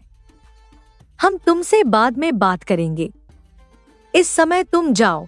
अस्मत खान के प्रस्थान के बाद महाराज रूप वर्मा गहरी सोच में डूब गए। उनके मस्तिष्क में विचारों का अंधर सा चल रहा था। अब और देर करना उचित नहीं। जो सच है उसे जानने के लिए मुझे स्वयं कंचनपुर जाना ही होगा, परंतु सामान्य रूप में नहीं। मैं अपना वेश बदलकर साधारण व्यक्ति की भांति राजा परमजीत के पास जाऊंगा। वहीं से इस रहस्य का समाधान होगा। इधर राजकुमारी स्वर्णा अपने कक्ष में बैठी गहरी उदासी में खोई हुई थी। उनकी आंखों में आंसुओं की परछाई और चेहरे पर गहरे विषाद के भाव स्पष्ट झलक रहे थे। वे बार बार अपने भाग्य को कोस रही थी। क्या मेरे पति युवराज कर्मवीर ने सचमुच मुझे भुला दिया है? क्या बचपन का वह पवित्र बंधन उनके लिए महत्वहीन हो गया? क्या मैं उनके हृदय से विलुप्त हो चुकी हूँ? इन विचारों से घिरी स्वर्णा का मन भारी हो जाता। जब उनके भावनाओं का सागर हद से बाहर बहने लगता तो उनकी आंखों से आंसू बहने लगते। उस समय भी वे रो रही थी। उनकी सिसकियों की गूंज उनके कमरे की दीवारों में गूंज रही थी। तभी महाराज रूप वर्मा ने अपनी पुत्री के कक्ष में प्रवेश किया। उनकी आंखें बेटी की पीड़ा को देख व्यथित हो गईं। अपने पिता को देख स्वर्णा ने आंसू पोंछने का प्रयास किया, लेकिन उनकी आंखों की लालिमा और चेहरे की उदासी उनके दुख को छिपा नहीं सकी। महाराज ने पास बैठते हुए स्नेहपूर्वक पूछा, बेटी, यह क्या हाल बना रखा है तुमने? क्यों रो रही हो? तुम्हारा यह दुख देखकर मेरा हृदय व्यथित हो उठता है। मैं समझता हूँ कि तुम्हारे मन में क्या चल रहा है। स्वर्णा की आंखों से आंसुओं की धारा फिर बह निकली। वे कुछ कह नहीं पाई, बस चुपचाप पिता की ओर देखने लगी। महाराज ने उनकी पीठ थपथपाते हुए कहा, बेटी, चिंता मत करो। तुम्हारा यह दुख अब अधिक समय तक नहीं रहेगा। मैंने निर्णय लिया है कि मैं स्वयं कंचनपुर जाऊंगा और युवराज कर्मवीर से मिलूंगा। मैं सच्चाई का पता लगाऊंगा और यह भी सुनिश्चित करूंगा कि वे जल्द से जल्द तुम्हें यहाँ से विदा करके ले जाएं। पिता की इन बातों ने राजकुमारी स्वर्णा के दिल में नई आशा जगा दी। उसके आंसू थम गए और चेहरे पर हल्की सी मुस्कान की छटा उभरी। उसने कहा, पिताजी, क्या यह सच है? आप स्वयं जाएंगे? आप मेरे लिए इतना कुछ करेंगे? महाराज ने दृढ़ स्वर में कहा, हाँ बेटी, यह मेरा वचन है। अब तुम चिंतामुक्त होकर अपने हृदय को शांत रखो। जल्द ही तुम्हारा यह कष्ट समाप्त होगा। स्वर्णा के चेहरे पर खुशी की एक लहर दौड़ गई। उसके भीतर कहीं गहरा विश्वास जाग उठा कि उसके पिता उसके जीवन को फिर से संवार देंगे। महाराज ने अपनी पुत्री के सिर पर हाथ रखा और कक्ष से बाहर चले गए। उनके मन में अब केवल एक ही उद्देश्य था, कंचनपुर जाकर सत्य को उजागर करना। अगले दिन सुबह का समय था। राजा रूप वर्मा अपने कक्ष से निकलकर रानी इंदुमती के पास पहुंचे। रानी उस समय पूजन कर रही थी, लेकिन उनके मुखमंडल पर चिंता की स्पष्ट रेखाएं खिंची हुई थी। राजा ने धीरे से कहा, रानी इंदुमती, मुझे तुमसे एक महत्वपूर्ण बात करनी है। रानी ने पूजा समाप्त कर उनकी ओर देखा और विनम्रता से पूछा, कहिए महाराज, क्या बात है? राजा ने गंभीर स्वर में कहा, रानी, मैं आज कंचनपुर जा रहा हूँ। युवराज कर्मवीर के विवाह को लेकर जो बातें हो रही हैं, उन्होंने मुझे बहुत चिंतित कर दिया है। हमारी बेटी स्वर्णा का भविष्य इस समय अंधकार में प्रतीत हो रहा है। मेरा वहां जाना आवश्यक हो गया है। रानी इंदुमती ने यह सुनकर एक लंबी सांस ली। उनकी आंखों में चिंता झलकने लगी। उन्होंने कहा, महाराज, सुना है कंचनपुर के राजा परमजीत आपसे बहुत नाराज हैं। ऐसे में वे आपके साथ कैसा व्यवहार करेंगे, यह कह पाना कठिन है। क्या यह निर्णय लेना उचित होगा? राजा ने दृढ़ता से कहा, रानी, यह समय सोचने का नहीं, कार्रवाई का है। यदि मैं अभी नहीं गया तो बहुत देर हो जाएगी। मैं राजा परमजीत से मिलकर सत्य का पता लगाऊंगा और अपनी बेटी का अधिकार सुनिश्चित करूंगा। यह मेरे कर्तव्य का समय है। रानी ने अपने आंसुओं को छुपाते हुए कहा, तो जाइए महाराज, इस काम में देर न करें और सावधान रहें। भगवान से यही प्रार्थना है कि वे आपकी रक्षा करें। राजा ने अपने उद्देश्य को पूरा करने के लिए एक साधारण बंजारे का वेश धारण किया। उन्होंने अपने राजसी वस्त्रों को त्याग कर एक फटी पुरानी चादर और साधारण पगड़ी पहन ली। उनकी कमर पर एक झोला लटका हुआ था जिसमें कुछ आवश्यक वस्तुएं रखी थी। अब वे किसी भी दृष्टि से एक सामान्य बंजारे की तरह दिख रहे थे। रानी इंदुमती ने उन्हें इस रूप में देखा और उनका हृदय व्यथित हो उठा, परंतु उन्होंने अपने आंसुओं को रोकते हुए कहा, हे भगवान, हमारे स्वामी की रक्षा करना। उनका यह त्याग व्यर्थ न जाने देना। जो भी समस्याएं हैं, उनका समाधान जल्दी हो और हमारा परिवार पुनः एक हो सके। राजा रूप वर्मा ने रानी को स्नेहपूर्वक देखा और उनके पास जाकर कहा, रानी, घबराओ मत। यह एक राजा का धर्म है कि वह अपने परिवार और राज्य की प्रतिष्ठा के लिए हर जोखिम उठाए। मुझे विश्वास है कि सत्य और न्याय मेरे साथ है। अब मैं चलता हूँ। रानी ने उन्हें विदा करते समय एक तुलसी की माला उनके हाथ में दी और कहा, यह आपके साथ रहेगी और आपकी रक्षा करेगी। राजा ने माला को अपने झोले में रखा और कंचनपुर की ओर प्रस्थान कर गए। रानी महल के भीतर खड़ी होकर उनकी दूर जाती छवि को देख रही थी। उन्होंने अपनी आंखें बंद कर मन ही मन प्रार्थना की, हे भगवान, हमारे महाराज को कुशलता से इस कठिन परीक्षा में सफलता दिलाना। कई दिनों की कठिन यात्रा के बाद राजा रूप वर्मा ने कंचनपुर की सीमा में प्रवेश किया। जैसे ही वे मुख्य द्वार के निकट पहुंचे, वहां तैनात सैनिकों ने उन्हें रोक लिया। सैनिकों के तेवर कठोर थे। उनमें से एक ने आगे बढ़कर पूछा, कौन हो तुम, कहां से आए हो और कंचनपुर में क्या काम है? रूप वर्मा ने अपने चेहरे पर विनम्रता और सहजता का भाव लाते हुए सोचा, यदि इन्हें सच बता दिया कि मैं राजा रूप वर्मा हूँ, तो ये मुझे राजा परमजीत के पास पहुँचने से पहले ही रोक देंगे। मेरा उद्देश्य अधूरा रह जाएगा। बेहतर होगा इन्हें वह कहानी सुनाऊं जो मेरी यात्रा को निर्विघ्न बना सके। उन्होंने सैनिकों के सामने हाथ जोड़ते हुए कहा, भाइयों, हम तो एक साधारण बंजारे हैं। हमारा न कोई ठिकाना है, न कोई अपना घर। दूर दूर तक घूमते हैं, गाते जाते हैं और जैसे तैसे अपना पेट पालते हैं। हमने राजा परमजीत के न्याय और परोपकार की बहुत कहानियां सुनी हैं। यही सुनकर सोचा, क्यों न उनके दर्शन किए जाएं और अपनी कला से उन्हें प्रसन्न किया जाए। सैनिकों ने संदेह से उनकी ओर देखा। उनमें से एक ने कहा, बंजारे हो, फिर इतनी दूर से यहाँ क्यों आए हो? यहाँ तुम्हें क्या मिल जाएगा? रूप वर्मा ने सहजता से उत्तर दिया, मालिक, बंजारों का क्या है? जहाँ सुनाई देता है कि कोई राजा उदार और कृपालु है, वहाँ चल पड़ते हैं। हमें कुछ नहीं चाहिए, बस उनके दर्शन कर अपनी यात्रा को सार्थक बनाना चाहते हैं। सैनिकों ने थोड़ी देर विचार किया, फिर आपस में सिर हिलाया। उनमें से एक ने कहा, ठीक है, तुम दरबार में जा सकते हो, लेकिन ध्यान रहे कोई गड़बड़ न करना। रूप वर्मा ने सिर झुकाकर उन्हें धन्यवाद दिया और आगे बढ़ गए। उनका दिल तेज धड़क रहा था। पहली परीक्षा पार कर ली, अब मुझे दरबार तक पहुंचना होगा और वहां राजा परमजीत से बात करने का अवसर खोजना होगा। कुछ देर बाद वह कंचनपुर के राजमहल के भव्य परिसर में पहुंच गए।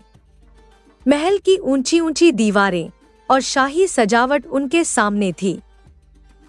दरबार के बाहर बड़ी भीड़ थी। कोई न्याय मांगने आया था तो कोई राजा को भेंट देने। रूप वर्मा ने भीड़ में अपना स्थान बनाया और धीरे धीरे दरबार की ओर बढ़े। दरबार के मध्य राजा परमजीत एक विशाल सिंहासन पर विराजमान थे। उनके चारों ओर मंत्री, दरबारियों और सैनिकों का जमावड़ा था। रूप वर्मा ने अपने आप को संयत रखते हुए विनम्रता से सिर झुकाया और दरबार में खड़े हो गए। दरबार में उनकी उपस्थिति किसी ने अधिक नोटिस नहीं की, क्योंकि वे एक साधारण व्यक्ति के वेश में थे। जैसे ही उनकी ओर राजा की पैनी निगाहें उठीं, राजा परमजीत ने कठोर स्वर में पूछा, कौन हो तुम और हमारे दरबार में किस उद्देश्य से आए हो? रूप वर्मा ने शांत स्वर में उत्तर दिया, महाराज, मैं सुबोध नगर का निवासी हूँ। वहाँ के राजा रूप वर्मा ने मुझे कुछ प्रश्नों के उत्तर लाने के लिए आपके पास भेजा है। यह सुनते ही राजा परमजीत के चेहरे पर क्रोध की लालिमा छा गई। उन्होंने अपनी तलवार के पास हाथ रखते हुए गरज कर कहा, क्या कहा? तुम सुबोध नगर के निवासी हो? तुमने यह दुस्साहस कैसे किया? तुम्हें हमारे सैनिकों ने जीवित कैसे छोड़ दिया? रूप वर्मा ने विनम्रता से सिर झुकाते हुए उत्तर दिया, महाराज, मैंने आपके सैनिकों से झूठ बोला। यदि मैं सच बताता कि मैं सुबोध नगर से हूँ, तो वे मुझे जीवित ना छोड़ते। लेकिन यहाँ आने का मेरा उद्देश्य शांति है, न कि विवाद। राजा परमजीत का धैर्य जवाब दे गया। उन्होंने सिंहासन से उठते ही अपनी तलवार खींच ली। उनकी गूंजती हुई आवाज ने पूरे दरबार को हिला दिया। झूठ बोलकर हमारे राज्य में प्रवेश करने का यह अपराध क्षमा के योग्य नहीं है। तुमने हमारे कानून का उल्लंघन किया है और इसका परिणाम तुम्हें अपने प्राणों से चुकाना होगा। राजा परमजीत तलवार लेकर तेजी से रूप वर्मा की ओर बढ़ने लगे। उनका हर कदम उनके क्रोध और अधिकार का प्रतीक था। दरबार में उपस्थित सभी लोग भयभीत होकर राजा की ओर देखने लगे। उसी क्षण सेनापति ने आगे बढ़कर राजा का रास्ता रोक लिया और विनम्रता से कहा, महाराज, कृपया ठहर जाइए। यह दरबार है, यहाँ खून खराबा करना हमारी परंपराओं के विरुद्ध है। भले ही इस बंजारे ने हमारे राज्य में झूठ बोलकर प्रवेश किया हो, लेकिन अब जब यह आपके सामने खड़ा है तो इसकी बात सुनने में कोई हर्ज नहीं है। हो सकता है इसके पास कहने के लिए कुछ महत्वपूर्ण हो। राजा परमजीत ने तलवार रोक ली, लेकिन उनका चेहरा अब भी क्रोध से तमतमाया हुआ था। उन्होंने गहरी सांस लेते हुए कहा, ठीक है सेनापति, यदि आप कहते हैं तो हम इसकी बात सुन लेंगे, लेकिन इसे याद रखना चाहिए कि इसका हर शब्द इसकी किस्मत तय करेगा। यदि इसकी बातें हमें संतुष्ट नहीं कर पाईं, तो इसे तुरंत मृत्युदंड दिया जाएगा। यह सुनकर दरबार में गहरा सन्नाटा छा गया। सभी की निगाहें रूप वर्मा पर टिक गईं। रूप वर्मा ने अपने भीतर साहस बटोरा और सिर झुकाए हुए कहा, महाराज, मैं आपकी कृपा का आभारी हूँ। जो बातें मैं कहना चाहता हूँ वे आपके निर्णय को स्पष्ट करने में सहायता करेंगी। मेरी बातों को सुनने के लिए मुझे बस एक अवसर दीजिए। राजा परमजीत ने अपनी तलवार म्यान में रखी और सिंहासन पर बैठते हुए गंभीर स्वर में कहा, ठीक है, कहो बंजारे, तुम क्या कहना चाहते हो, लेकिन ध्यान रहे तुम्हारी बातों से हमें असत्य की गंध भी आई तो इसका परिणाम तुम्हारे लिए घातक होगा। रूप वर्मा विनम्रतापूर्वक सिर झुकाए हुए थे, शांत स्वर में बोले, महाराज, मेरे स्वामी राजा रूप वर्मा ने मुझे आपके पास भेजा है। वे आपके प्रति सम्मान व्यक्त करना चाहते हैं और साथ ही उन्होंने कुछ वस्तुएं आपकी सेवा में भिजवाई हैं। इन वस्तुओं के माध्यम से उन्होंने आपसे कुछ उत्तर मांगे हैं। मुझे इन वस्तुओं का अर्थ तो ज्ञात नहीं है, लेकिन उन्होंने कहा था कि आप इनका सही अर्थ समझ लेंगे। यह कहते हुए रूप वर्मा ने अपनी गठरी खोलकर उसमें से एक चमचमाता चांदी का थाल निकाला। थाल में रखी वस्तुएं दरबारियों और राजा परमजीत की उत्सुक निगाहों का केंद्र बन गईं। उसमें एक लोहे की मजबूत जंजीर, रस्सी के 2 टुकड़े और 2 सुंदर फूलों की मालाएं रखी थी। मालाओं में एक चमेली के कोमल फूलों से बनी थी और दूसरी गुलाब के महकते फूलों से। थाल को दरबार के मध्य रखकर रूप वर्मा ने राजा परमजीत की ओर देखते हुए कहा, महाराज, ये वस्तुएं मेरे स्वामी ने आपको भिजवाई हैं। उन्होंने कहा था कि ये प्रतीकात्मक प्रश्न हैं जिनके उत्तर आप ही दे सकते हैं। राजा परमजीत ने थाल में रखी वस्तुओं को ध्यान से देखा। उनकी आंखों में असमंजस की झलक थी। उन्होंने अपनी कुर्सी पर थोड़ा झुककर दरबारियों की ओर देखा, जैसे उनकी राय लेना चाहते हों। कुछ क्षणों का मौन छा गया। फिर राजा ने कहा, बंजारे, ये वस्तुएं और इनका अर्थ मेरी समझ से बाहर है। तुम्हारे राजा ने आखिर इन संकेतों के माध्यम से मुझसे क्या पूछना चाहा है? रूप वर्मा ने सिर झुकाते हुए उत्तर दिया, महाराज, मैं तो केवल एक दूत हूँ। मेरे स्वामी ने मुझसे कहा था कि आप इन प्रतीकों का अर्थ समझ जाएंगे और मुझे उत्तर के साथ वापस भेजेंगे। राजा परमजीत ने कुछ पल विचार किया और फिर गंभीर स्वर में कहा, बंजारे, यह स्पष्ट है कि तुम्हारे राजा ने मुझे चुनौती दी है। इन प्रतीकों का उत्तर सोच समझ कर देना होगा। मैं इनका अर्थ जानने के लिए समय लूंगा। कल दरबार में तुम्हें इसका उत्तर दिया जाएगा। फिर राजा ने सेनापति को आदेश दिया, इस व्यक्ति को महल की अतिथिशाला में ठहराया जाए। यह हमारे मेहमान है। कल दरबार में इसकी बात का उत्तर दिया जाएगा। सेनापति ने तुरंत आदेश का पालन किया। 2 सैनिक रूप वर्मा को महल के भीतर स्थित भव्य अतिथिशाला में ले गए। शाला की सजावट और व्यवस्था अद्वितीय थी, लेकिन रूप वर्मा के मन में चल रहे विचार किसी और ही दिशा में थे। उन्होंने वहां पहुंचकर अकेले में गहरी सांस ली और सोचा, कल का दिन मेरे लिए निर्णायक होगा। मुझे आशा है कि राजा परमजीत इन संकेतों का सही अर्थ समझ पाएंगे और इससे हमारे रिश्ते की सच्चाई उजागर होगी। उधर राजा परमजीत के दरबार में यह चर्चा का विषय बन चुका था। दरबारियों में खुसुर-पुसुर हो रही थी। राजा रूप वर्मा ने आखिर इन संकेतों के माध्यम से क्या कहने की कोशिश की है? दरबार के समापन के बाद राजा परमजीत अपने राज्य के प्रमुख विद्वानों के साथ एक विशेष कक्ष में बैठे। उनकी मुद्रा गंभीर थी और आंखों में चिंता की गहराई थी। उन्होंने थाल में रखी वस्तुओं की ओर संकेत करते हुए कहा, राजा रूप वर्मा ने ये वस्तुएं हमारे पास भिजवाई हैं। वे प्रतीकात्मक प्रश्न हैं जिनका अर्थ हमें समझना है। क्या आप में से कोई यह बता सकता है कि इन वस्तुओं का निहितार्थ क्या है? विद्वानों ने वस्तुओं को ध्यान से देखा। लोहे की जंजीर, रस्सी के 2 टुकड़े और चमेली व गुलाब की मालाएं। लेकिन हर कोई मौन था। कुछ विद्वान सोच में डूबे थे तो कुछ एक दूसरे का मुंह देख रहे थे, जैसे उत्तर किसी और से मिलने की उम्मीद कर रहे हों। राजा परमजीत की चिंता गहराती जा रही थी। उनकी आवाज में निराशा झलक रही थी जब उन्होंने कहा, यह बड़े दुख की बात है कि हमारे राज्य में एक भी ऐसा विद्वान नहीं जो इन साधारण प्रतीकों का अर्थ बता सके। क्या यह हमारी बुद्धिमत्ता पर प्रश्न चिन्ह नहीं लगाता? राजा रूप वर्मा ने हमें चुनौती दी है और हम उसे स्वीकार करने योग्य भी नहीं प्रतीत होते। यह कहते हुए उन्होंने एक गहरी सांस ली और कमरे से बाहर निकल गए। उनके चेहरे पर गहन चिंता और क्रोध के भाव स्पष्ट थे। राजा परमजीत अपने कक्ष में पहुंचे लेकिन उनके चेहरे की परेशानी छुप नहीं सकी। कमरे में रानी उनकी प्रतीक्षा कर रही थी। उन्होंने राजा को देखकर तुरंत पूछा, महाराज क्या बात है? आप बहुत चिंतित और व्याकुल से लग रहे हैं। क्या किसी ने आपका अपमान किया है या कोई युद्ध का समाचार आया है? राजा ने थके हुए स्वर में उत्तर दिया, रानी, आज हमारे दरबार में सुबोध नगर से राजा रूप वर्मा का दूत आया था। उसने हमारे सामने कुछ प्रश्न रखे हैं, वस्त्रों में छुपे हुए इन प्रतीकों के माध्यम से। लेकिन समस्या यह है कि न तो मैं और न ही मेरे राज्य के विद्वान इनका उत्तर ढूंढ पाए हैं। ये प्रश्न मुझे गहरी असहजता में डाल रहे हैं। अगर कल तक इसका उत्तर नहीं मिला तो हमारा गौरव और सम्मान दोनों पर सवाल उठेंगे।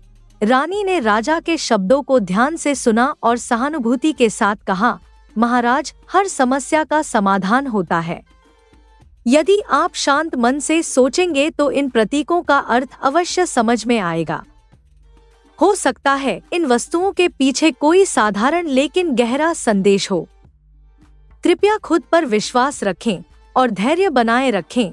रानी के शब्दों ने राजा के हृदय में थोड़ी शांति भर दी, लेकिन उनकी बेचैनी पूरी तरह समाप्त नहीं हुई। उन्होंने थाल में रखी वस्तुओं को एक बार फिर अपने मन में उकेरा। जंजीर क्या दर्शाती है? रस्सी के टुकड़े किस ओर इशारा करते हैं? और 2 अलग अलग फूलों की मालाएं क्या संकेत कर रही हैं? रात गहरी होती जा रही थी और राजा परमजीत की आंखों में नींद का कोई नामोनिशान नहीं था। रात के अंधकार में भी उनके कक्ष की लालटेन जल रही थी। राजा परमजीत गहरे चिंतन में डूबे थे। कमरे में एक असामान्य सी खामोशी थी। इस खामोशी को तोड़ते हुए युवराज कर्मवीर ने पूछा, पिताजी क्या बात है? आप इतने परेशान और चुप क्यों हैं? कुछ तो कहिए। राजा परमजीत ने गहरी सांस लेते हुए कहा, बेटा, बात ही ऐसी है कि कोई कैसे न परेशान हो। सुबोध नगर से राजा रूप वर्मा ने हमारे पास एक दूत भेजा है। वह थाल में कुछ वस्तुएं लेकर आया है जिनके माध्यम से राजा रूप वर्मा ने हमसे प्रतीकात्मक प्रश्न पूछे हैं, लेकिन हम इनका अर्थ नहीं समझ पा रहे हैं। मैंने विद्वानों से भी सलाह ली पर कोई समाधान नहीं निकला। अगर हम कल दरबार में इनका उत्तर न दे पाए तो यह केवल मेरी नहीं बल्कि पूरे कंचनपुर राज्य की प्रतिष्ठा का प्रश्न बन जाएगा। हमारा अपमान होगा और सुबोध नगर हम पर हंसेगा। यही चिंता मुझे खाए जा रही है। कर्मवीर ने थाल में रखी वस्तुओं को देखा। लोहे की जंजीर, रस्सी के 2 टुकड़े और फूलों की 2 मालाएं। कुछ पल के गहन विचार के बाद उसने आत्मविश्वास से कहा, पिताजी, आप बिल्कुल भी चिंता मत कीजिए। मैं इन वस्तुओं का अर्थ समझ गया हूँ। कल दरबार में मैं स्वयं दूत के प्रश्नों का उत्तर दूंगा। राजा परमजीत के चेहरे पर हल्की आशा की झलक आई, लेकिन वे अब भी पूरी तरह आश्वस्त नहीं थे।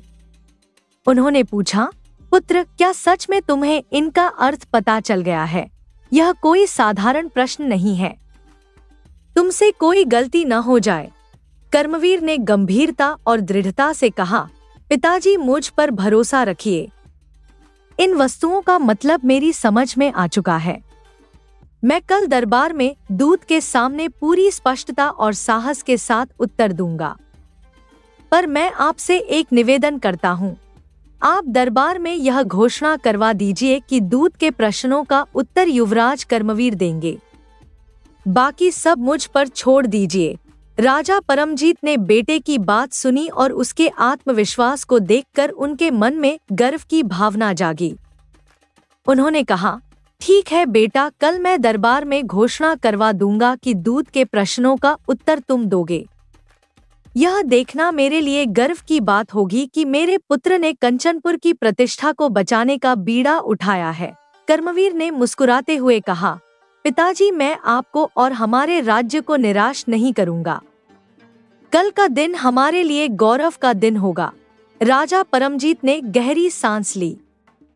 उनकी चिंता थोड़ी कम हुई और उन्होंने सोचा, हो सकता है कि मेरा पुत्र ही वह समाधान लेकर आए जो मैं और मेरे विद्वान नहीं ढूंढ पाए। यह समय कर्मवीर की क्षमता को परखने का भी है। अगले दिन सुबह होते ही कंचनपुर का दरबार सजा।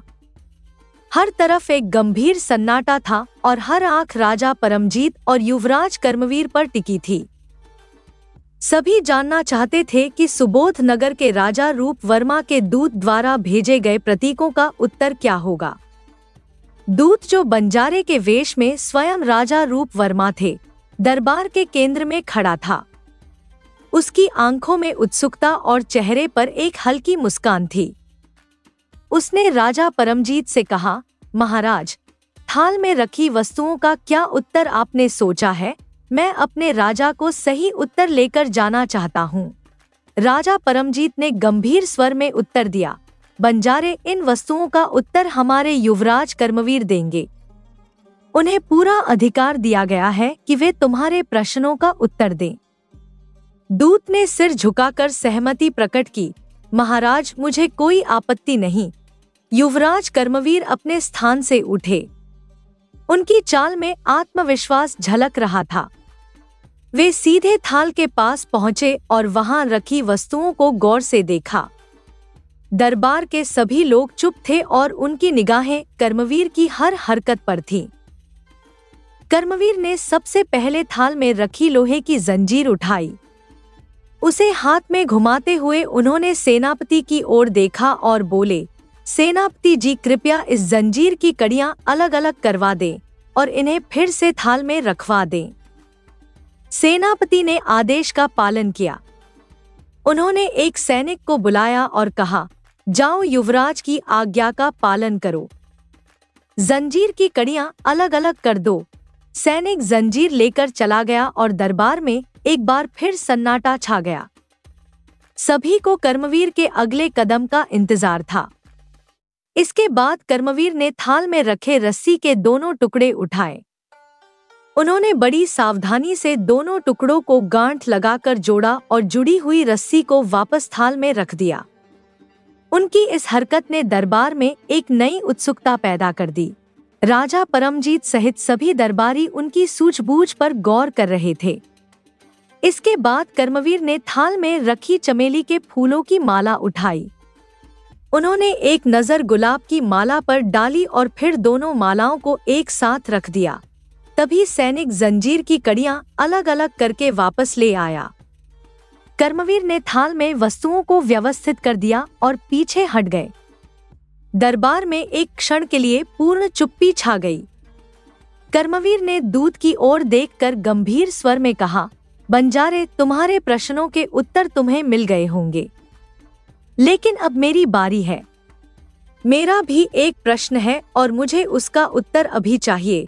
दूत, जो राजा रूप वर्मा के वेश में था, थोड़ी हैरानी और उत्सुकता के साथ बोला, पूछिए युवराज, मैं आपकी जिज्ञासा का समाधान अवश्य करूंगा। कर्मवीर ने थाल की ओर इशारा करते हुए कहा, इन दो मालाओं में से तुम कौन सी माला चुनोगे, चमेली के फूलों की माला या गुलाब के फूलों की माला? दूत ने क्षण भर सोचा। फिर उसने धीरे धीरे कदम बढ़ाए और गुलाब के फूलों की माला उठा ली। जैसे ही दूत ने माला उठाई, युवराज कर्मवीर मुस्कुराए। उनकी आंखों में आत्मविश्वास झलक रहा था। उन्होंने गरिमामय स्वर में कहा, राजा रूप वर्मा, अब इस बंजारे का वेश त्याग दीजिए। हमने आपको पहचान लिया है। यह खेल अब समाप्त हो चुका है। युवराज की बात सुनते ही दरबार में एक हलचल मच गई। राजा परमजीत ने आश्चर्य और अविश्वास से पूछा, क्या बंजारे के वेश में स्वयं राजा रूप वर्मा हैं? सभी दरबारी विस्मित होकर दूत की ओर देखने लगे। राजा रूप वर्मा, जो अब तक चुप थे, यह सुनकर ठिठक गए। उनके चेहरे पर हैरानी थी, लेकिन कुछ क्षणों बाद उन्होंने मुस्कुराते हुए कहा, युवराज कर्मवीर, सचमुच तुमने मुझे पहचान लिया। मैं सोच भी नहीं सकता था कि मेरा भेद इतने सरल तरीके से उजागर हो जाएगा। यह तुम्हारी असाधारण बुद्धिमत्ता का प्रमाण है। दरबार में गूंज रही चर्चाओं का शोर अचानक थम गया और एक पल के लिए ऐसा लगा जैसे समय थम गया हो। राजा परमजीत सिंह अपने सिंहासन से उठे और ठहराव भरे कदमों से रूप वर्मा के पास आए। उनकी आंखों में गहराई और जिज्ञासा का सम्मिश्रण था। स्वर में गरिमा और गंभीरता थी जब उन्होंने पूछा, क्या कर्मवीर सच कह रहा है?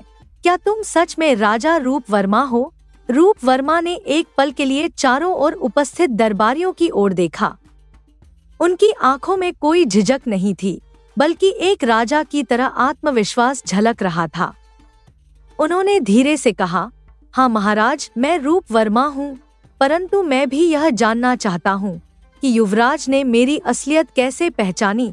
सभी दरबारी सांस थामे खड़े थे, मानो किसी अद्भुत रहस्योद्घाटन का इंतजार कर रहे हों। तभी कर्मवीर ने विनम्रता और आत्मविश्वास से कहा, राजा रूप वर्मा, मैंने आपसे केवल एक साधारण सा प्रश्न किया था। मैंने पूछा था कि थाल में रखी गुलाब की माला और चमेली की माला में से आप पहले क्या उठाएंगे? यदि आप सचमुच एक दूत होते तो आप स्वयं कोई निर्णय नहीं लेते और राजा से निर्देश की प्रतीक्षा करते, परंतु आपने बिना सोचे समझे तुरंत गुलाब की माला उठा ली। इससे मुझे यह स्पष्ट हो गया कि आप स्वयं राजा रूप वर्मा हैं, क्योंकि केवल एक राजा ही इतना आत्मविश्वास और निर्णय क्षमता रख सकता है। दरबार में सन्नाटा पसर गया। हर कोई स्तब्ध था। रूप वर्मा स्वयं भी युवराज की इस गहन बुद्धिमत्ता और सूक्ष्म अवलोकन शक्ति से प्रभावित हुए बिना नहीं रह सके। फिर जैसे दरबार के वातावरण में अचानक जान आ गई। सभी दरबारी एक स्वर में कर्मवीर की प्रशंसा करने लगे। युवराज की बुद्धि सचमुच अद्वितीय है, एक दरबारी ने कहा। उनकी पैनी दृष्टि और विवेक ने असत्य का पर्दाफाश कर दिया, दूसरे ने जोड़ा। राजा परमजीत की आंखों में गर्व स्पष्ट था। रूप वर्मा ने एक हल्की मुस्कान के साथ कहा, युवराज, तुम्हारी बुद्धिमत्ता और साहस को देखकर मैं प्रभावित हूँ। यह राज्य सचमुच सौभाग्यशाली है कि इसे तुम्हारे जैसे उत्तराधिकारी मिले हैं। किंतु अब मैं जानना चाहता हूँ कि आपने सभी प्रतीकों का क्या अर्थ लगाया और क्या उत्तर दिया। कर्मवीर ने रूप वर्मा की ओर देखते हुए कहा, राजा रूप वर्मा, मैं आपके सभी प्रश्नों का विस्तार से उत्तर देता हूँ। मैं समझता हूँ कि आप क्या चाहते थे और आपने यह संदेश कैसे दिया। आप चाहते थे कि हमारे दोनों राज्य दुश्मनी भूलकर फिर से एक हो जाएं, और इस उद्देश्य से आपने संकेतों का सहारा लिया। आपने अपनी बात हम तक पहुंचाने के लिए बंजारे का वेश धारण किया और स्वयं यहां आकर हमारी प्रतिक्रिया देखना चाहा। यह आपकी बुद्धिमत्ता और दृढ़ इच्छा शक्ति का प्रतीक है। दरबार में उपस्थित सभी दरबारी ध्यान से सुन रहे थे। कर्मवीर ने आगे कहा, आपने थाल में 3 वस्तुएं रखीं और यहाँ के विद्वानों को चुनौती दी। हर वस्तु एक गहरा संदेश लिए हुए थी। पहली वस्तु थी लोहे की जंजीर। इसका अर्थ स्पष्ट था, यदि हमारे राज्यों में शत्रुता बनी रहती है तो आप अपने राज्य की शक्ति का उपयोग कर हम पर आक्रमण कर सकते हैं और हमें बेड़ियों में जकड़ सकते हैं। यह आपके अधिकार और शक्ति का प्रतीक था। लेकिन जब मैंने उन कड़ियों को अलग अलग कर दिखाया तो मैंने यह संदेश दिया कि यदि युद्ध हुआ तो हम भी उसका मुंहतोड़ जवाब देने में सक्षम हैं। कर्मवीर थोड़ा रुके, फिर उन्होंने थाल में रखी दूसरी वस्तु की ओर ध्यान दिलाया। थाल में रस्सियों के 2 टुकड़े रखे थे जो हमारे दोनों राज्यों का प्रतीक थे। आप चाहते थे कि इन टुकड़ों को जोड़कर एकता का मार्ग सुझाया जाए। मैंने उन टुकड़ों को आपस में गांठ लगाकर यह दिखाया कि हम भी एकता चाहते हैं, युद्ध नहीं। हमारा संदेश साफ था, हम दोनों राज्य शांति और सहमति से एक हो सकते हैं, लेकिन आपसी सम्मान और विश्वास के साथ। दरबार में गहरा सन्नाटा छा गया। हर शब्द जैसे हृदय में उतर रहा था। रूप वर्मा ने कर्मवीर की इस व्याख्या को ध्यान से सुना। उनकी आंखों में प्रशंसा और संतोष झलक रहा था। उन्होंने गहरी सांस ली, जैसे उनके हृदय का भार अब हल्का हो गया हो। उनकी आवाज में आत्मीयता और प्रशंसा का मिश्रण था। उन्होंने कहा, युवराज कर्मवीर, सचमुच आप अद्वितीय बुद्धिमत्ता और गहरी सोच के धनी हैं। आपने न केवल हमारे संकेतों को समझा, बल्कि उन्हें उस अर्थ में परिवर्तित किया जो हमारे दोनों राज्यों के लिए सौहार्द और सुख का मार्ग प्रशस्त करता है। दरबार में उपस्थित सभी दरबारी उत्सुकता से सुन रहे थे। कर्मवीर ने मुस्कुराते हुए कहा, आपने थाल में चमेली की माला रखी थी। वह माला आपकी बेटी स्वर्णा का प्रतीक थी और गुलाब की माला मेरा। आपने इन दोनों मालाओं को अलग अलग रखकर पूछना चाहा कि क्या हम राजकुमारी स्वर्णा को स्वीकार करेंगे अथवा नहीं।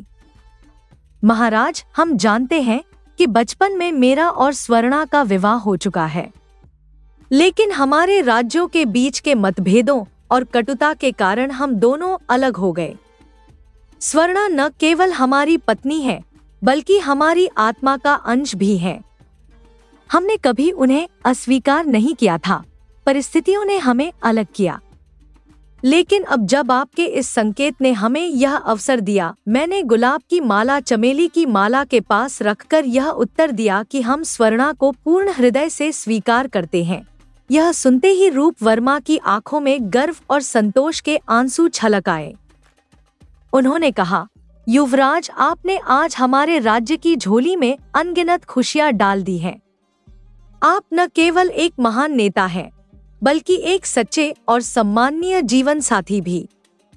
आपने हमारी स्वर्णा को उसका अधिकार दिया और इसके लिए मैं आपको हृदय से धन्यवाद देता हूँ। दरबार में खुशी की लहर दौड़ गई।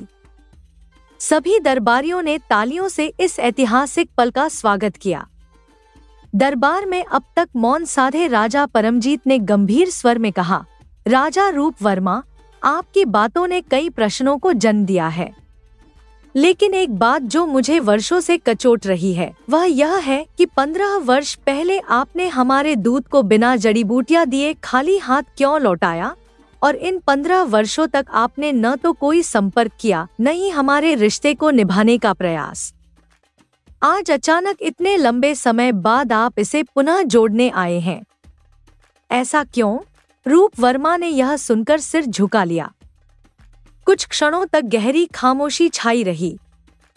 फिर उन्होंने ठहराव भरी आवाज में कहा, राजा परमजीत, आपकी व्यथा को मैं समझता हूँ और आज मैं आपके समक्ष पूरी सच्चाई प्रकट करूंगा। मुझे विश्वास है कि यह जानने के बाद आपके मन का क्रोध और कष्ट समाप्त हो जाएगा।